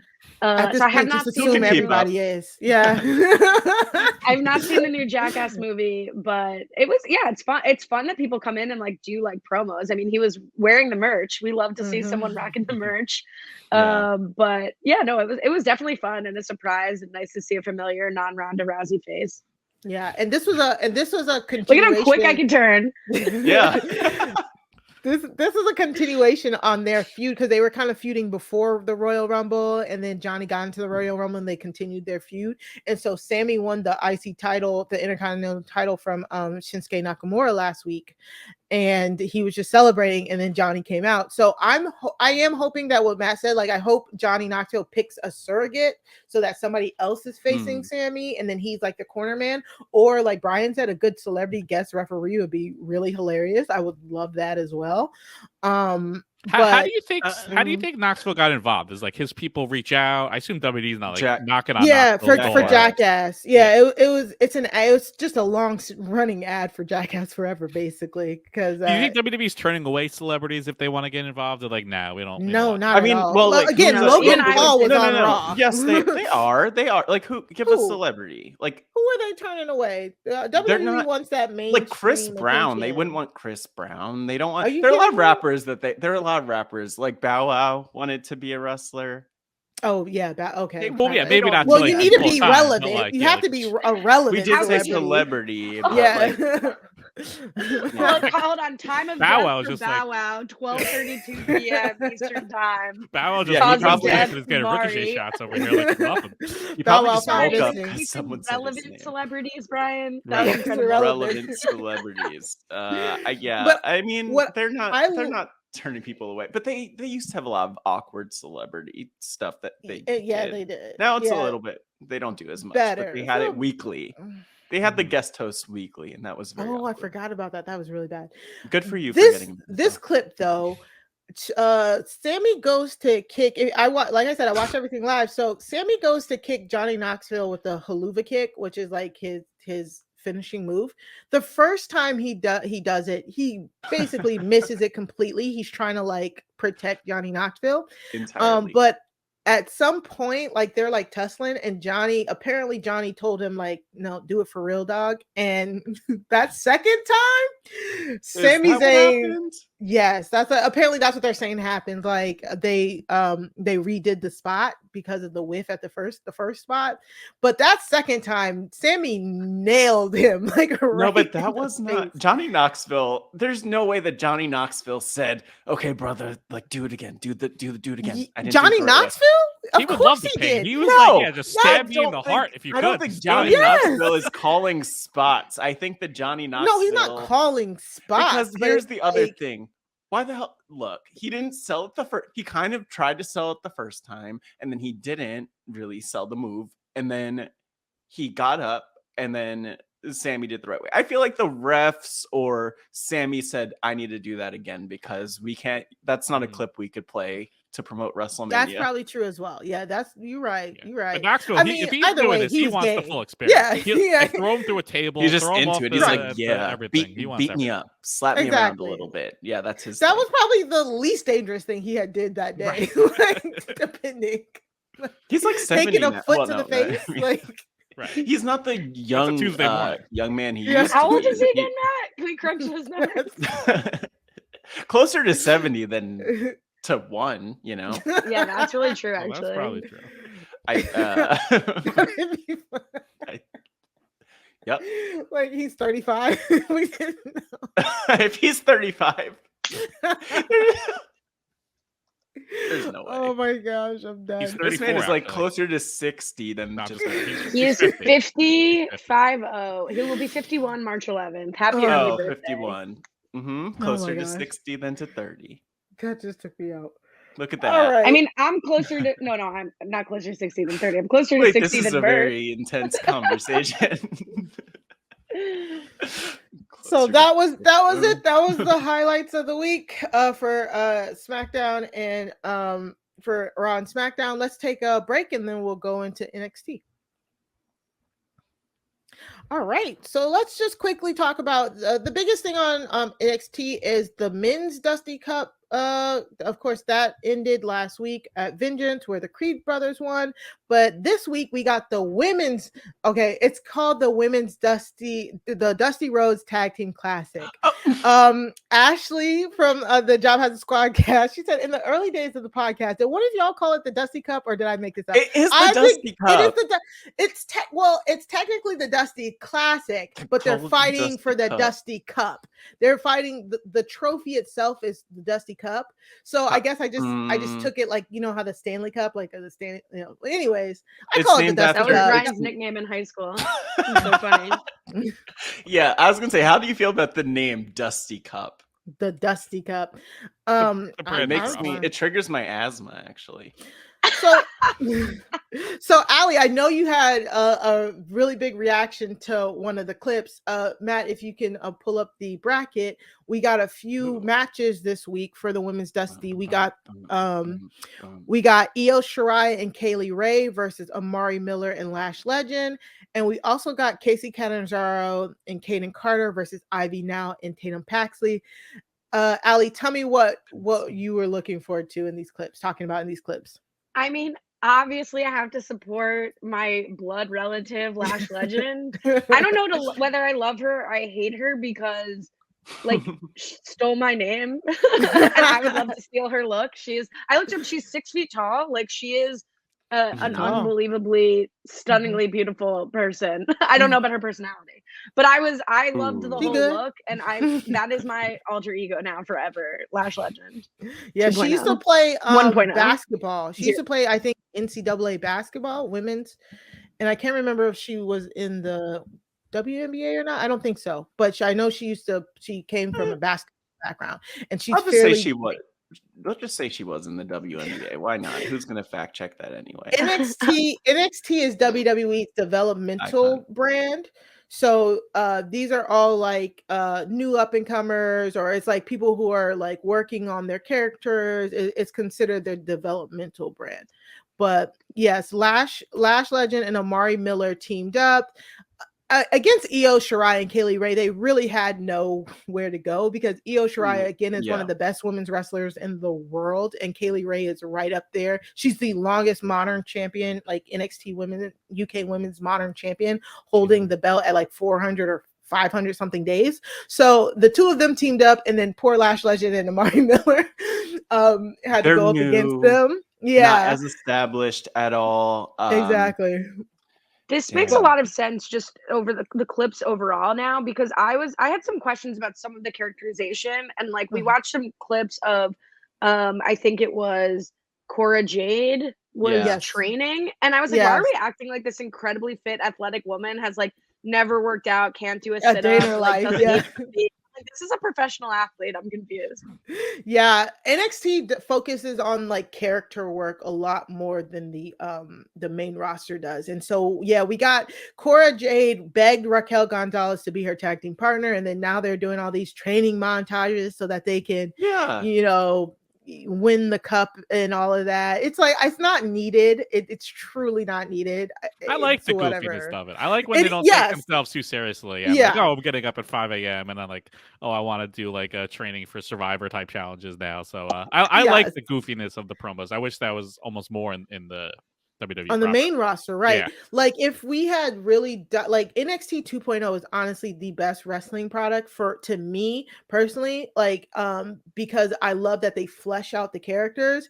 Now, do I like the characters as much as I like some of the main roster people? No, but I do like that they give them more like promo work. They give them more, like we also saw like the Wendy Chu and Dakota Kai of it all, them trying to become a team. I love that, like goofy, like Brian said, backstory more than some of the just go out there and wrestle type stuff. So I do appreciate NXT 2.0. What, Matt? But like could we just acknowledge like the act? Okay, Cora and Raquel should not be acting. This is true. Like it was rough. No lies detected. I'm not gonna break it down, but like, the acting was very poor. But that almost made very it funnier. poor. The scripting of it was like really poor. Like I really felt like when I first saw it on the different segments that we've seen with them, I felt like maybe a high school student who like is somehow doing this as like an internship wrote those segments, because that's what it was giving. Not a high school intern. It was a high school intern. Hey, your interns. Yes. Yeah. I don't know. I really want to know who's writing their. And that's what I kind of meant about like I didn't need it. I didn't need it, but I thought it did give a little bit of the background. Can you just bring the bracket up one more time and we'll just set the table? We'll talk about the bracket and then we'll come back for the finale like we normally do with the Dusty Cup. So on the left side of the bracket, if you're not watching the YouTube, we have Io Shirai and Kaylee Ray went against Lash Legend and Amari Miller. They beat Lash Legend and Ari Miller. So Io and Kaylee Ray, KLR, they move on. Kaden Carter and Casey Cantor-Cesaro beat Ivy Nile and Tatum Paxley. Ivy Nile's from Diamond Mine, and then they introduced Tatum Paxley last week to kind of be a part of Diamond Mine, but I don't know how that's going to work, because after the match, Ivy Nile kind of turned on Tatum Paxley a little bit, beat her up a little bit, so we don't know if they're going to continue to be a team or not. But either way, the next for the next matchup, we're going to get Io and KLR versus Kaden Carter and Casey Cantor-Cesaro. On the right side of the bracket, we haven't seen the matchups yet, but we have Indy Hartwell and Persia Parada versus Wendy Chu and Dakota Kai. That should be interesting, since we have an established tag team in Indy and Persia versus Wendy and Dakota, who might not be on the same page. And then, of course, we get Cora Jade and Raquel Gonzalez, who we saw them trying to work on their team chemistry versus Yulisa Leon and Valentina Feroz, who we talked about a few weeks ago. They're kind of new, they're newbies. So we'll see how that goes, and we'll report back when the finale comes. Matt, were you about to say something? No, I mean, we'll see how this goes. A lot of these teams feel thrown together. Sorry, I'm just like caught up on the name Tatum Paxley. Oh God. Is there it's like either a great name or a horrible name. Is there ever like a formal thing where like if you win this you get promoted to WWE, or is it just like they just promote people when they feel like that would be smart? That would be smart. But for this one, if they win the Dusty Cup, they get a shot at the women's title. So that's the prize for this. And they really should do that though sometime, where it's like, oh, here's a tournament and like the stakes are that you get promoted to WWE Raw. And then that would mean that would be the prize. And it's just like, well, no, that would be the prize. And then they would just script it so the person, but it would just be like you wouldn't be surprised about who wins that probably. All right, like the person who makes okay. Here we go. So, look at that. There it is. So that's all for NXT 2.0 right now. We will dive into that maybe some more in the next coming weeks. So before we say bye to Brian and Allie, we have to get into the shoot. The shoot is either any unplanned, really mad. Unscripted or real life occurrences or wrestling events. So for us, we like to shoot on anything that either makes us like laugh, cry, things we like, things we don't like. This week we're going to talk about MJF and what people are calling as the best promo ever. We got a really good promo from MJF on Dynamite this week. I am actually gonna let Ali Lasher take this away because she had a lot to say about this promo. Whoa, that we've never done that before. Yeah. Brian, would it surprise you to know that he is from your neck of the woods? That this is Plainview MJF? It would not surprise me. Is that actually true? It's true, and I had to keep it quiet for like the 3 days that I've known this since I Wikipedia'd him. He grew up where Brian's from, but he's only 25. Awesome. You know him? Yeah, he's very young. Maxwell Jacob Friedman, you familiar? I don't know if that's his real name, but this is complicated, right? Because like we love to see Jewish athletes. We being me, I'm just speaking for everyone. But is he the best representation of a Jewish person? Maybe not. Like we have the Burberry scarf and people are booing him and he's like, I've suffered, and then he's screaming about being a Jew boy, and I was like, I don't know if this is like is giving what it needs to be giving, but I'm happy he's here, and from what you guys are saying, like he's one of the better developed characters. Is that what I gathered from our earlier conversations? Definitely. It was certainly fun, and it did rile me up. I was like screaming. I Googled him. He was born from Wikipedia in the suburbs of Plainview, New York on Long Island in 1996. And it does talk about his ADHD and him being bullied, and he talks about that. Some like shady ass like wrestling wikis were like, allegedly he has ADD. Like the man is like screaming in the ring. I don't know, it's legit. Okay, I believe people. Let's believe. By the way, as a side note, as you mentioned his Wikipedia, his name. No, you're great. And I'll just say his name, his like shoot name is Maxwell Tyler Friedman. So not even that far off. Middle name. That's funny. Weird choice. I guess MJF sounds better than MTF. I mean, it's true. It does. It does. Yeah. Like I was dying too, because he was like, then he's telling this like harrowing journey about being bullied, and he's like, and then it was Friday, and I was like, is he about to be like, it's Shabbat? It's like, no, I was gonna meet CM Punk. And so here's what I don't understand. And honestly, I was like Googling, and he was like, you cowardly quit the WWE in 2014, and then I had to come in, and I had to be the one to like live my own dreams. I didn't know when I was watching this clip that he beat CM Punk in early February. Is that not true? Yeah, they've been feuding since November of last year, so they've been like going back and forth. But it's like they've been trading wins, they've been like cheating. Like if he beat CM Punk, it's because somebody helped him. It's like it's been a lot. We've been dipping in and out. I love cheating. I love cheating in fake games and real games for sure. Yeah, we've been dipping in and out. I'm screaming. I'm not making any sense, but it was, you know, you don't see a lot of this. I was frankly surprised. I was like, wow, someone's like an openly Jewish character. And then obviously there's Goldberg, who even I know, but like, I didn't love the Burberry scarf. That was my one like trigger. And that's like his thing. Yeah. I don't love that for us. That is his thing. Yeah. So this is the reason why we're talking about this, because everybody told us like this is the greatest promo of all time. Did he just turn face? And like it was a good promo. I'll definitely say it's a good promo. Maybe it was because people kept telling me how good it was. I had like high expectations, but I thought it was very good. I thought it was serviceable. I thought it was, you know, it's kind of like, oh, you're mad at him for leaving when we all know the whole reason as to why CM Punk left WWE. It wasn't necessarily his, you know, his doing. You know, we've talked about the history of CM Punk on here. So it was a very interesting promo, and people are saying, are we going to get a double turn when they do their feud? Because people have been saying that CM Punk should go heel, and they felt like this promo was a good way for MJF to go face. But the live audience didn't really seem to resonate with them.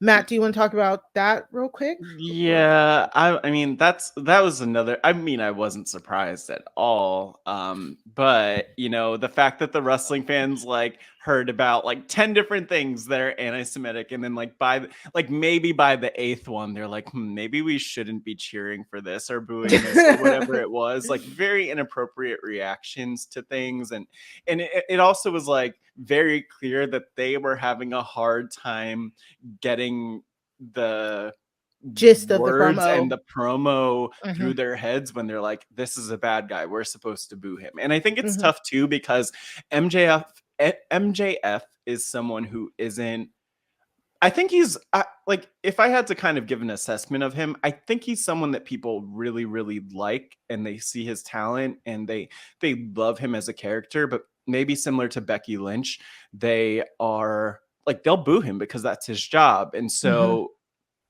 this was very odd and confusing. And if you factor in the crowd reaction, I thought that the promo, I mean, just with the crowd reaction in mind, the promo was kind of, in my mind, hurt a little bit too by the fact that it's like, what is going on here?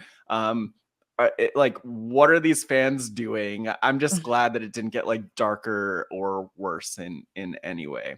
But I'm glad. I love that he like said the things he did in the promo, because it felt very, very real. Yeah, I loved it. I thought the crowd reaction almost made it better, because they were like experiencing it live, how everyone was. So, like, they also were like, as you said, like, oh, we hate this guy. But then it was like, wait, like, kind of feel bad for him, but also we still hate this guy, but we kind of feel bad for him. So it was a great balance of that. And it was the perfect, again, like, why, like, some of the promos I love where it's like, is this real? Like, is this actually his experience as a kid, or is he just like creating this as his character, like built him up? And it's like, the best thing, the best way the wrestling is the best is when you're questioning, like, is this real or is this fake? And like, I think it's real, but like, I don't know, maybe he's like, I had this idea for this character of like of building that myself up and blaming CM Punk, and I want to make myself like kind of go either way. And it's interesting spot for his character, where depending upon his next couple promos, he can either lean into like trying to become a face, or even becoming even more of a heel, being like, you ruined my childhood, CM Punk, you're the worst, and everyone likes CM Punk, so they're gonna side with him. So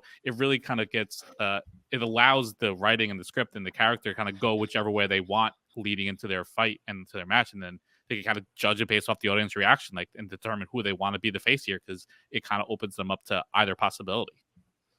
This might be controversial, but it would probably be the least controversial thing I've said today. I think the way that it ended, where he just sort of walks out of the ring and CM Punk comes and is like, is this for real? Is this for real? Like, I kind of like that a fight didn't break out between them in this moment. And then it was sort of like emphasized that like, this is real, whether it be for the character or in real life. Like, this is like, it emphasized the moment that he just like walked away from it. It wasn't like a theatrical fight. So it's like weird to say. I'm glad a fight didn't break out in a wrestling ring, but no, that makes in this sense. case, I am.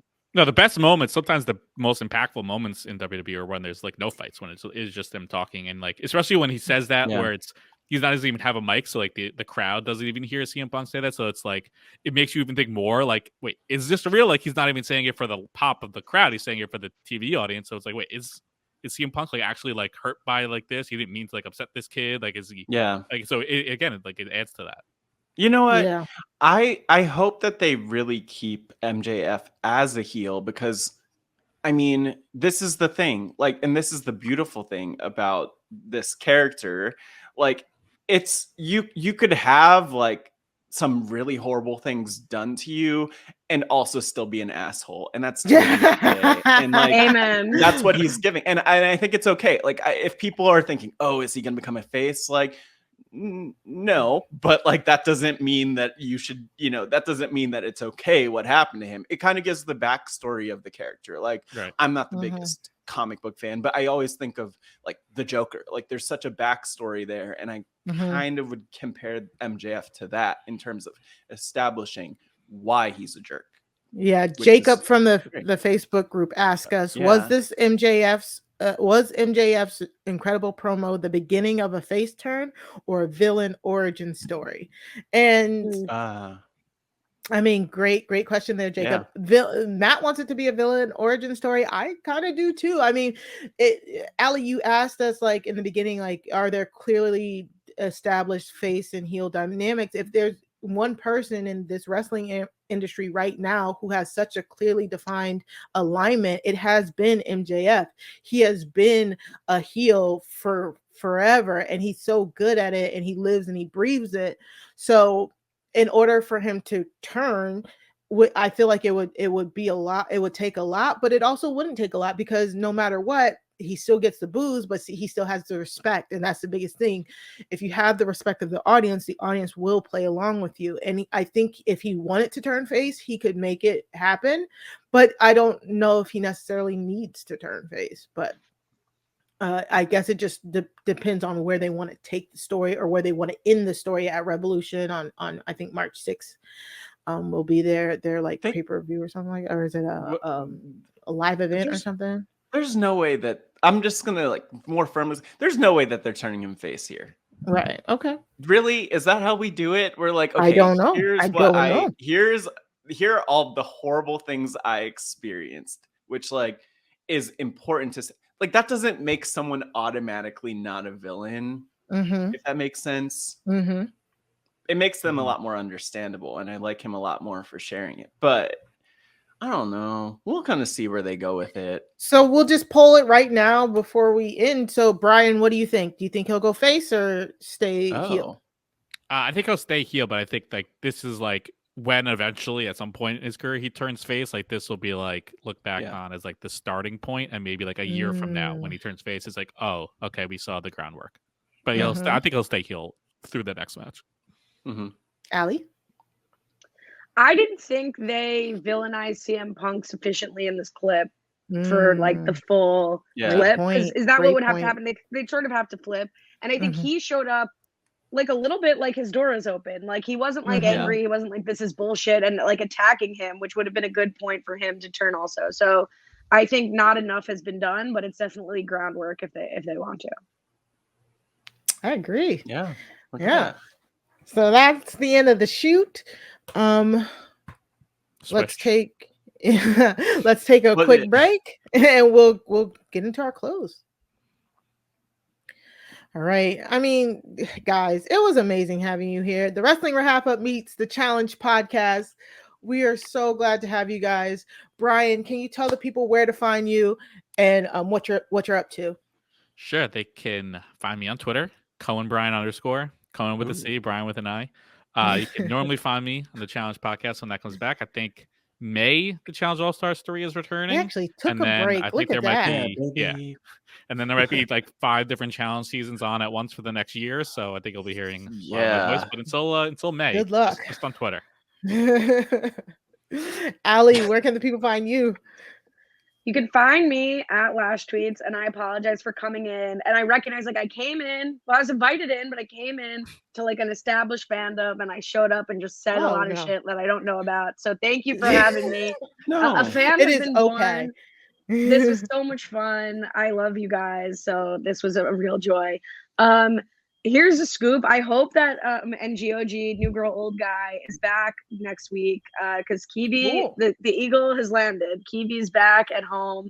So hopefully you'd think like an 8-hour time difference would be harder to manage than when he was in Connecticut. But alas, it was not. So hopefully we'll be back. That's if you like the show New Girl or you don't. I'm a New Girl fan.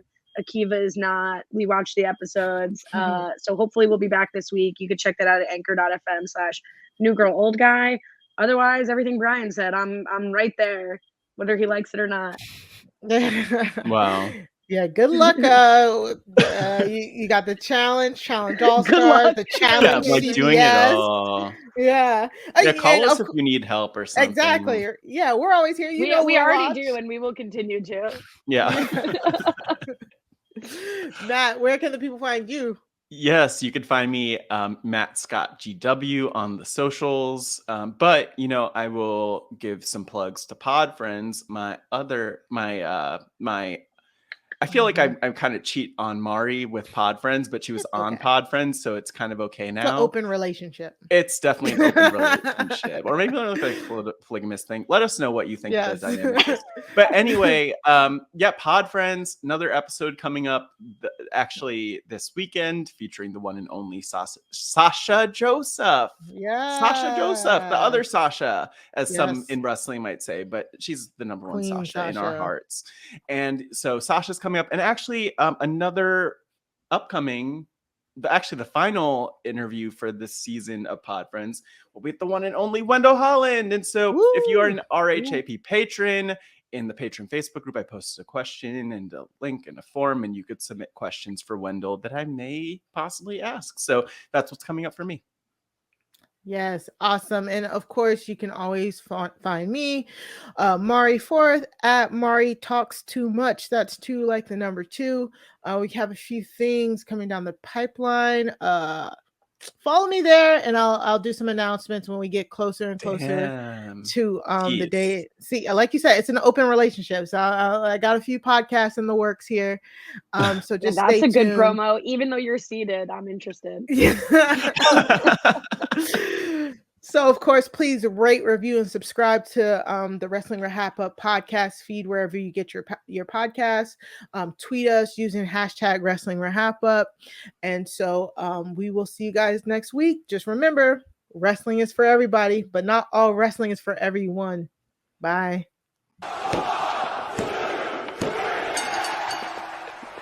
Throw 'em up, lay it down just like Matt and Mari. Wrestling RHAPup's gonna make it sorry. Feeling like The Rock, cause I'm driving in Ferraris. And we coming every week and it's feeling like a party. Moolah Ric Flair, showing out like Bianca Belair, Best podcast, flush it in the air, From the rings and we win it, don't care, No cap. Throw 'em up, lay it down just like Matt and Mari. Wrestling RHAPup's gonna make it sorry. Feeling like The Rock, cause I'm driving in Ferraris. And we coming every week and it's feeling like a party.